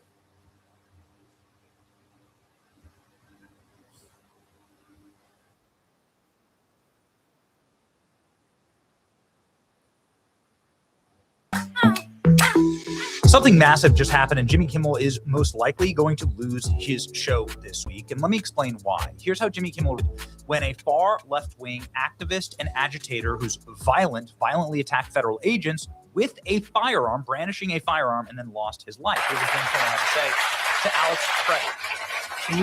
And to the people of Minneapolis, to the Preddy family and the Good family, and these people who were looking out for their neighbors, we want you to know that we are with you and you are not alone. Okay, we're with you and you're not alone. And then Jimmy Kimmel burst into tears. Here's what Jimmy Kimmel says to Melania Trump after her husband faced multiple assassination attempts, and moments before he faced another assassination attempt. First Lady Melania is here. Look at Melania, so beautiful. Mrs. Trump, you have a glow like an expectant widow. That was bad, you guys. I can't believe that remark.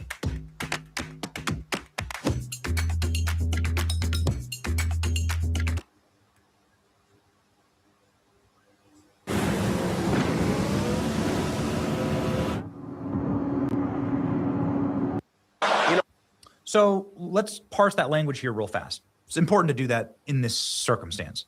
Expectant widow. Nobody's ever heard that, ever say that. It's so rude. You wouldn't say that to anybody, you know, not even your worst enemy. Because what it is it's wishing death on your husband. And only the cruelest, most evil, most demonic people would ever do that. It's wishing death on the husband of someone who's married. Glowing means that you want that death to happen, that Melania Trump wishes for her husband to die after multiple assassination attempts. This is the joke that Jimmy Kimmel made in the moments before there was a new assassination attempt on President Trump. This was supposed to be his White House Correspondents' Dinner roast. Well, now it's Jimmy Kimmel who's being roasted by Melania Trump in a very rare public savagery clapback. Melania Trump is saying, you need to be fired, saying that ABC must fire Jimmy Kimmel over his hateful monologue. Whoa, yes, finally. Let's read the article, and we'll read Melania Trump's post. Fast forward right over here to Melania Trump posting this 1 hour ago. 2 million views. What do you guys think of this 1,000 one? reposts. This is going to be one of the biggest posts in the history of X. 12,000 comments, 117,000 likes. This thing is cooking. This is from Melania. She has 700,000 followers. Jimmy Kimmel's hateful and violent rhetoric is intended to divide our country. His monologue about my family isn't a comedy. His words are corrosive and deepens political sickness within America. People like Kimmel shouldn't have the opportunity to enter our homes each and every evening to spread hate. A coward, Kimmel hides behind ABC because he knows the network will keep running cover to protect him. Enough is enough. It's time for ABC to take a stand. How many times will ABC's leadership enable Kimmel's atrocious behavior at the expense of our community?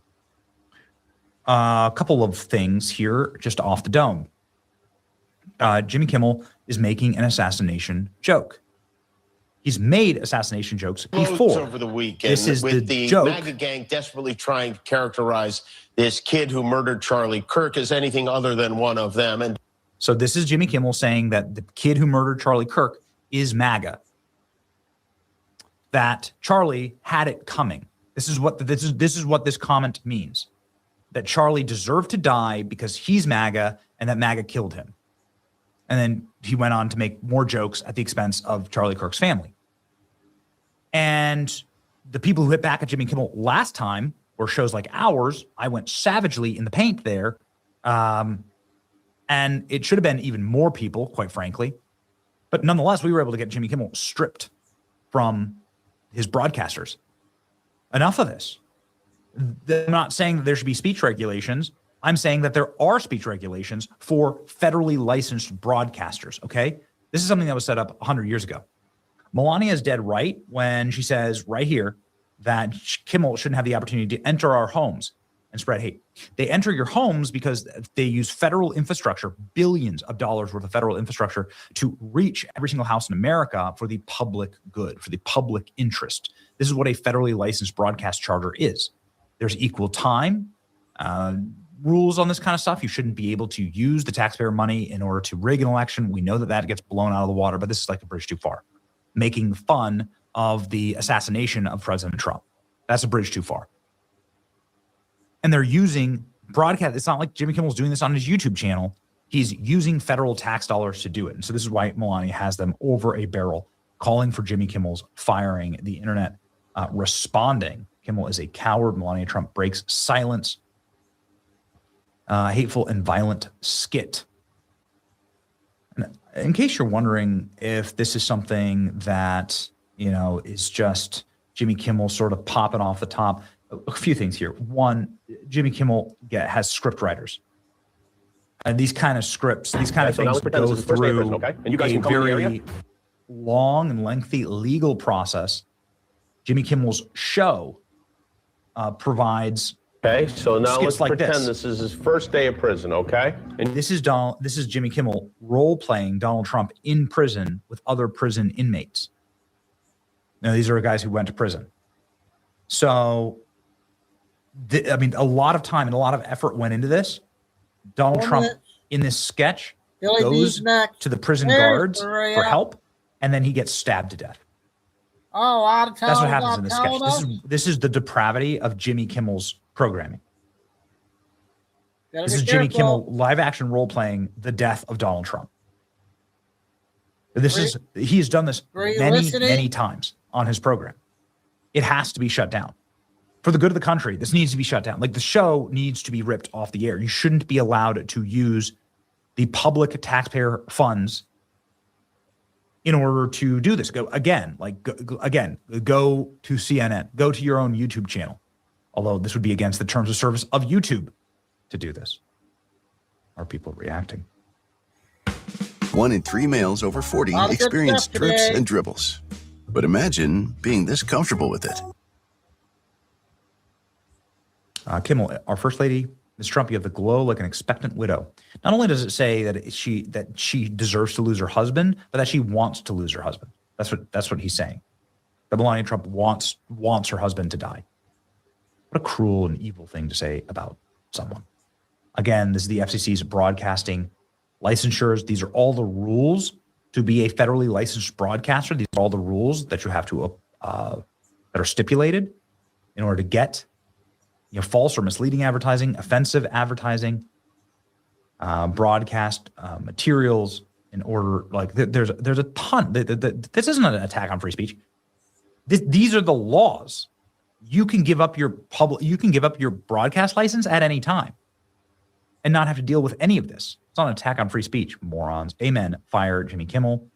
Kimmel has learned absolutely nothing. The Charlie Kirk assassination, he reminds, his remarks should have gotten him fired then. These latest remarks are horrendous. We can only assume ABC News approves of political violence against the right. Melania Trump just ended Jimmy Kimmel's career. First Lady, dump Jimmy Kimmel. First Lady Melania Trump calls on ABC to fire Jimmy Kimmel, saying a glow like an expectant widow. Melania was in the briefing room at the White House Correspondents' Dinner shooting. She seemed to be holding back tears prior to the assassination. Jimmy Kimmel should be fired tomorrow at 7 a.m. from ABC, told to leave the building and escorted out by security. Sick. Enough is enough. Fire this man. Clearly inciting violence. Fire Jimmy Kimmel. It's true. Soulless ghoul wrapped in hate. He needs to be fired. Hey, Disney, really? This is what you're allowing on your airwaves? FCC chairman on our program has already said that they're going to be looking into ABC. And we hope that this launches in earnest.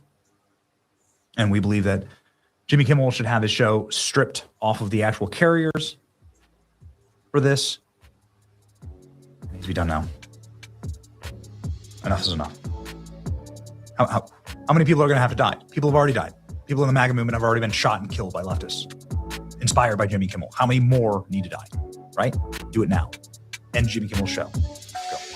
Okay, another powerful one from Benny there. I'm going to check out that King Charles before we do Billy Bean. See if that started yet.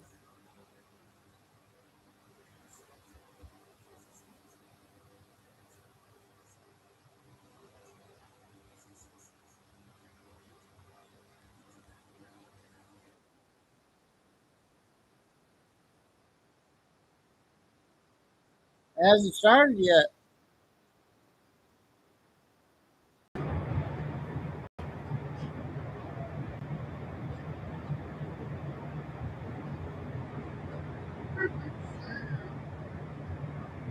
I wonder what time he's supposed to be there.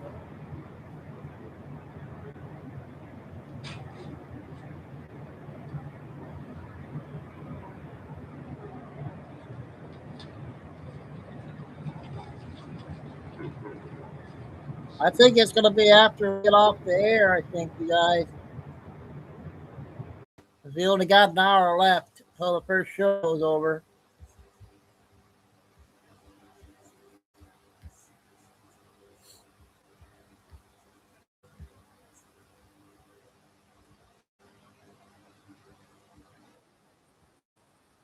"15 minutes of Billy Bean." Warrior Strong serves families, empowers communities, and supports Michigan. Welcome to Truth Billy Bean. Today's date, April 27, 2026, time in Texas, about 2 p.m. Subjects will cover a fourth carrier strike group and the U.S. possibly getting ready to ground invade Iran. Plus, more information on the alleged shooter at the correspondence dinner over the weekend. So let's get started. From space weather, we have today, April 27, a 55% chance of M-class flares, 15% chance for X flares. And U.S. CENTCOM has come out to clarify something. I know recently I had sources saying that the U.S. blockade would not take place in territorial waters.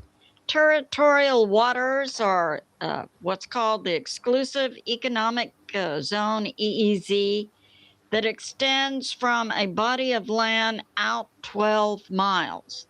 The host land area has claims over any treasure found in those 12 miles, including minerals. Also, a warship may not enter those waters without permission. But CENTCOM has come out and clarified that yes, the U.S. blockade will go into territorial waters if necessary. And of course, the U.S. is not asking permission from Iran, Pakistan, or India. They may certainly give them a warning, but the U.S. continues to take down Iran economically. That's losing $500 million per day because the U.S. is blocking Iranian tankers from getting out into the past the Strait of Hormuz.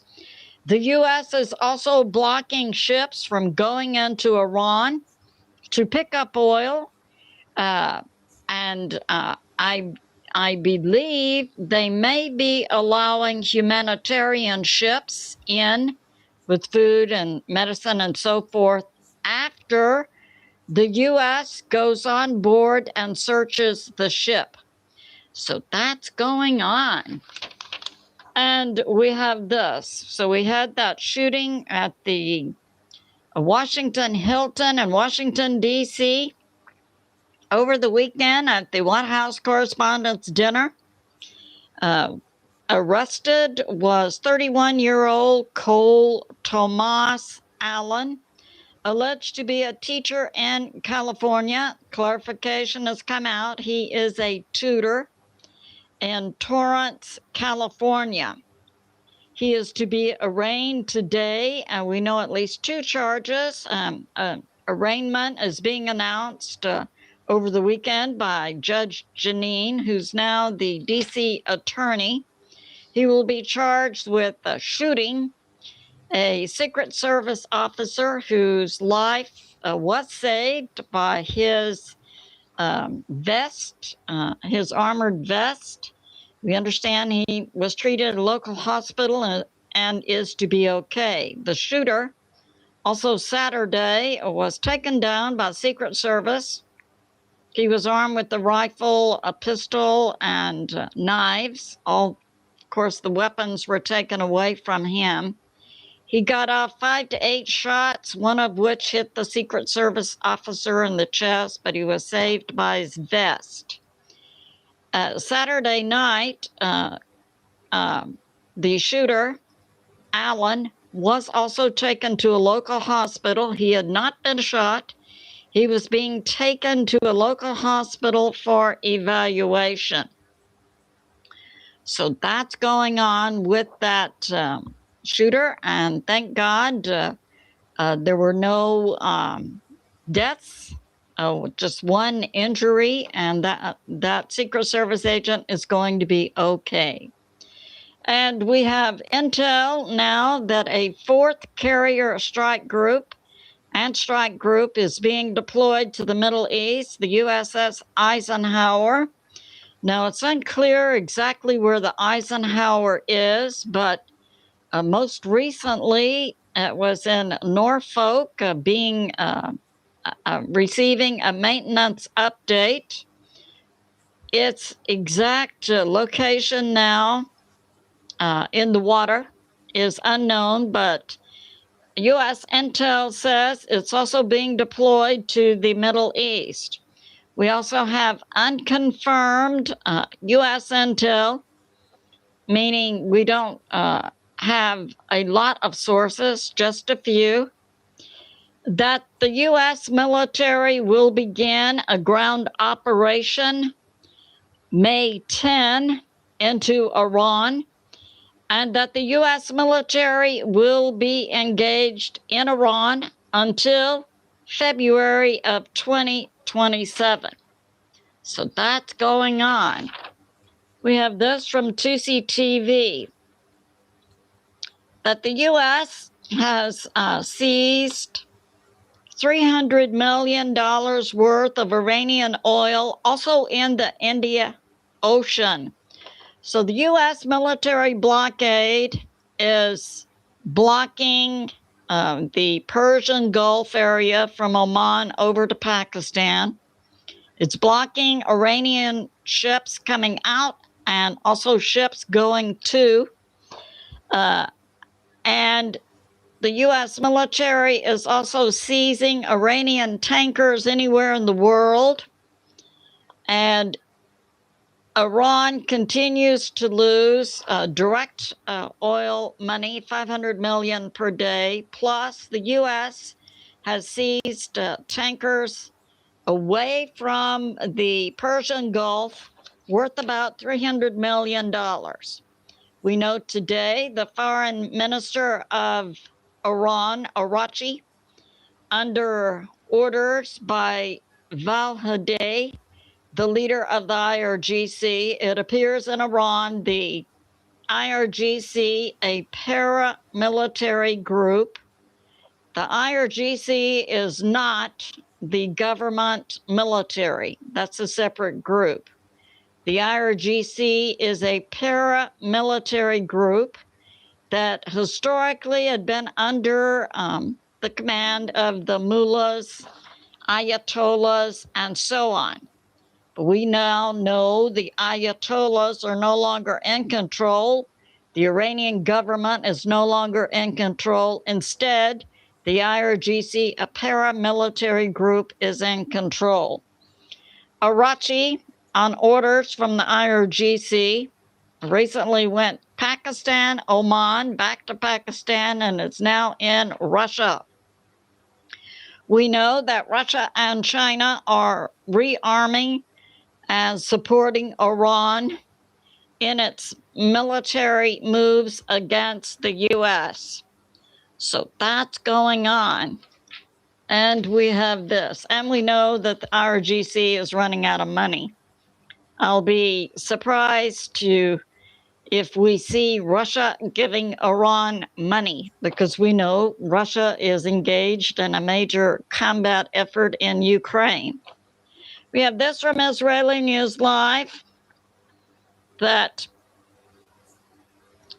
Iran is ready now with thousands of missiles it claims it has in deep underground tunnels, and that sources believe Iran may still have Fatu-class missiles, up to 1,000 that can travel Mach 11. Iran alleges it has new technology it is not yet used. And we have this, from 2C TV. Recently, there was an IRGC paid rally. I guess the IRGC is taking notes from the George Soros group in the U.S. who has paid rallies.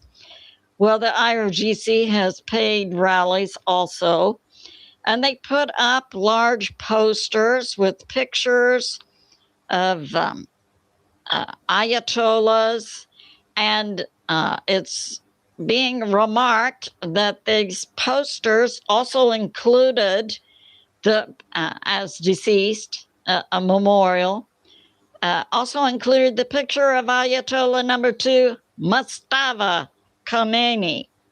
So apparently he's passed on, according to Iran, IRGC. So we have this. Iran says Pakistan is on the U.S. side, and they cannot act as mediator. So this would be coming out from the IRGC, and yet we see Arachi, an IRGC now foreign minister, going to Pakistan, Oman, back to Pakistan, and then into Russia. It's my position that Pakistan has mixed groups. It may be that the Pakistan government is trying to act as a legitimate mediator between the U.S. and Iran. However, it's my position that in Pakistan, there are paramilitaries linked directly to the IRGC. For the IRGC now to come out and say Pakistan can't be their mediator is just something to note. And we're hearing that the U.S. military blockade has cost Iran up to $1 billion in oil. We have this about China. So we have information coming out. Now, this happened about 2023. But information had been hidden from the public. It's now coming forth from some sources inside China that the foreign minister for China, Qing Ho, plus 12 other individuals were executed in March of 2023 by injection. And this followed a visit by China's foreign minister to Russia. And Russia apparently told Xi that this foreign minister gave intel, Chinese intel, to Russia. Who the heck knows what's going on? But information is coming out that the Chinese foreign minister and 12 others were executed in March of 2023. We have this from Lay's Real Talk. Right now, so we're in April of 2026, Xi continues major lockdown of all citizens inside China to control their travel, especially outside China, by controlling passports. And they're now upping their control of passports. This not only includes people who are currently working for the CCP, and I'm hearing the CCP is about 225 people. Now, as I put out before, these 225 people running the CCP come from 12 Chinese families. So we see China as a nation that is controlled by dynasty. And now Xi is controlling the passports, not only of active CCP and their family members and other employees, but also retired individuals who work for the CCP, as well as the Chinese government, as well as the Chinese military. And now they are putting additional rules and requirements on ordinary citizens from traveling. So China is controlling travel outside China of its entire apparatus, CCP, government, military, plus anyone retired, plus now ordinary citizens. So that's going on. And we have this, that from You Be Ready, a word from the Lord recently. He just put out about yesterday that the Lord says this is a time for harvest, and that the Lord is going to pour out his spirit upon America. He's going to remove false pastors. And this correlates to what I've been putting out for several years, While many were talking about doom and gloom and Armageddon, my perception was it's a time for harvest. I believe also that recent word I had from the Lord, President Trump, I believe May 17 is to rededicate the U.S.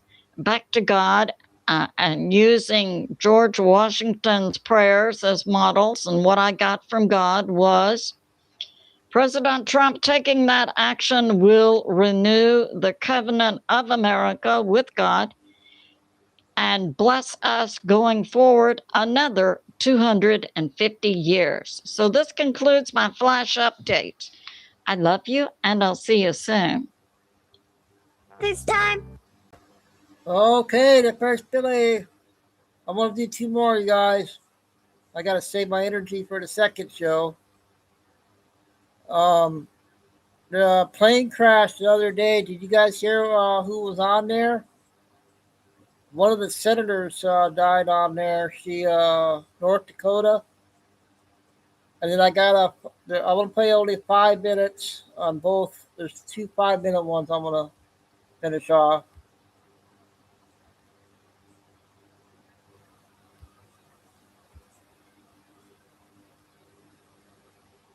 And the first video tonight, I got a secret Epstein whistleblower. It's 20 minutes. I'll play it tonight.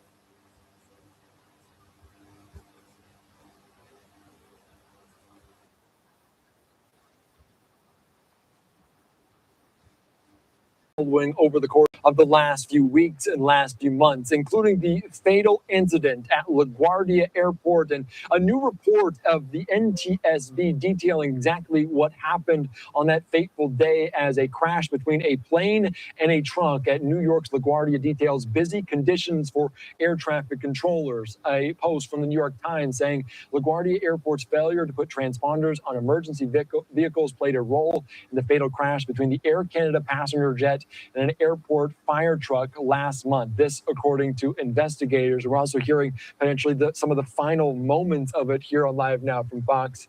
New York Post saying LaGuardia firefighters heard stop before the crash, but didn't know who it was for as they were crossing that tarmac on March the 22nd as it came as air traffic controller gave fire truck permission to cross a runway, then frantically ordered it to stop the Air Canada Express flight 8646, and the aircraft rescue firefighter collided just after 11:30 p.m. 2 pilots on the plane were killed. 1 other crew member was seriously injured. The NTSB said its report was preliminary. It did not offer a definitive cause for this crash. Let's be joined right now from the Foundation for Aviation Safety, friend of the program, Randy Klatt.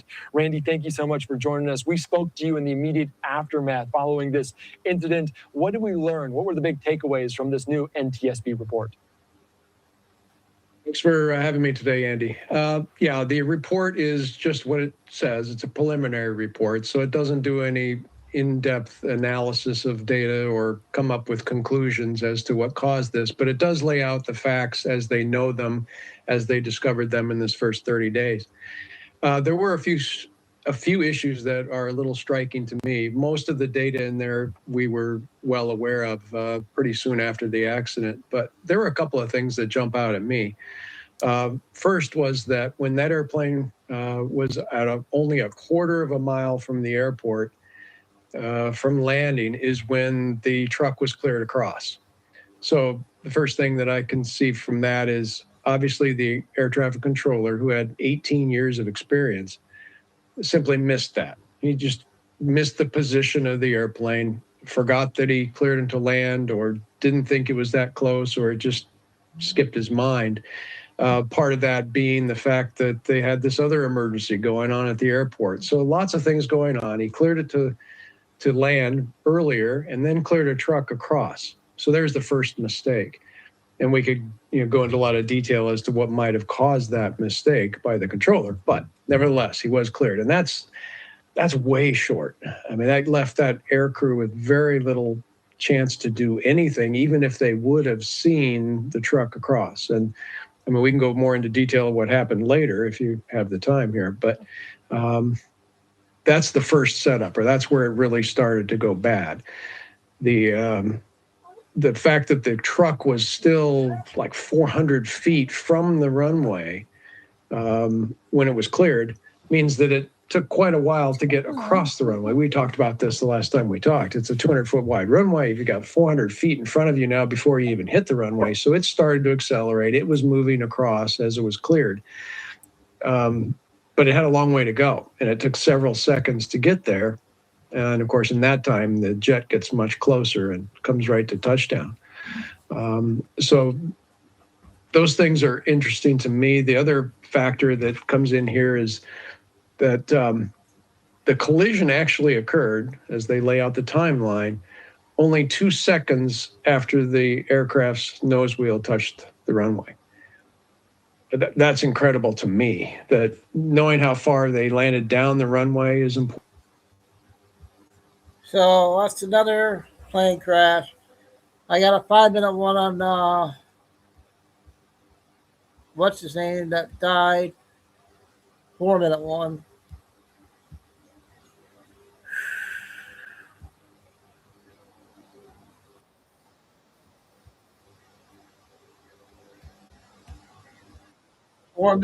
Not the case. I made some money so I could continue in the theater. And so it was a big surprise. Oscar-winning actor Gene Hackman and his wife, whose bodies were found in their Santa Fe home. What happens when a Hollywood titan decides to just vanish? For decades, Gene Hackman was the most grounded man in cinema, but then he simply became a ghost. He spent 30 years behind the stone walls of a massive Santa Fe fortress, fueled by rumors of a secret tunnel. When the silence broke in 2025, the discovery wasn't a crime scene. It was something far more haunting and visceral. Could the viral legends of a secret tunnel actually be rooted in a tragic reality? The myth of the 701 bodies versus the real discovery. Imagine the internet's shock when headlines claimed the FBI uncovered a literal mass grave beneath the home of Lex Luthor himself. The rumors were terrifying, but were they true? If you have spent any time scrolling through the darker corners of YouTube or TikTok lately, you have probably seen those grainy thumbnails with bright red circles pointing at Gene Hackman's massive New Mexico estate. Some of these videos, particularly from channels like Nexus Atlas, claimed that investigators had found a staggering 701 bodies in a secret network of tunnels under the property. They even went as far as saying that the authorities discovered crates of German documents from the 1940s. It sounds like a plot from one of Hackman's own thrillers, and for a few weeks, it felt like the entire world was holding its breath to see if a Hollywood legend had a dark, secret life. But here is the thing about the internet. Sometimes a story is just a bit too perfect for the algorithm. When you actually start looking for the solid records, like the official reports from the New Mexico Office of the Medical Investigator, you find that there is absolutely no record of any such discovery. In fact, fact-checkers like Snopes had to step in because the rumor was spreading so fast that people were actually starting to believe that Lex Luthor had turned into a real-life villain. There were no bodies, no FBI raids, and certainly no secret bunkers filled with historical artifacts. It was a complete and total hoax designed to get clicks by using the name of a man who hasn't been in the public eye for years. However, just because the ghost stories were fake doesn't mean that there wasn't something very real and very strange happening behind those stone walls. You see, the police actually did show up at the Santa Fe Fortress for a welfare check after concerns were raised about the couple's well-being. And what they saw through those massive floor-to-ceiling windows was something that no one in the film industry would have ever expected. Instead of a criminal hideout, they found a man who had completely disconnected from the reality of the world around him. The discovery was that Gene Hackman, a man with a net worth of millions and 2 Academy Awards, had been living in what investigators described as hoarding-like conditions. It turns out that for over 20 years, Gene had reportedly refused to let a single cleaning crew, maid service, or maintenance worker inside his 12-acre estate.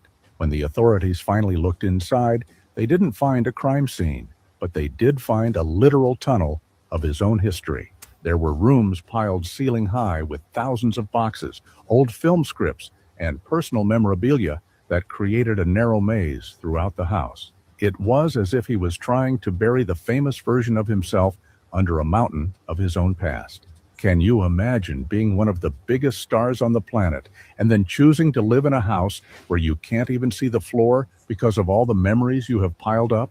Have you ever felt the need to just walk away from everything you have built and hide from the world like that? Why do you think a man who reached the absolute pinnacle of his profession would choose to live his final years hidden among piles of old boxes instead of relaxing on a yacht in Malibu? It really makes you wonder what was going through his head during those 30 years of silence in the desert. As the investigators walked around the perimeter of the property, they noticed that even though the feel that we as actors, that just came out, I think, you guys. That's new. Anybody? I don't think anybody saw that one yet. Okay, everybody, that's the first big show for today. A lot of good stuff. Everybody get ready for dinner time. I guess Flying Eagle's cooking everybody steaks tonight. So God bless everybody. Love all. And thanks, Bots, KOC, Carol, Flying Eagle, and Tim. And stay safe, stay strong, keep the faith. Never give up. Signing off for show number 1 for Monday. Chico Dude, we'll see you around 7.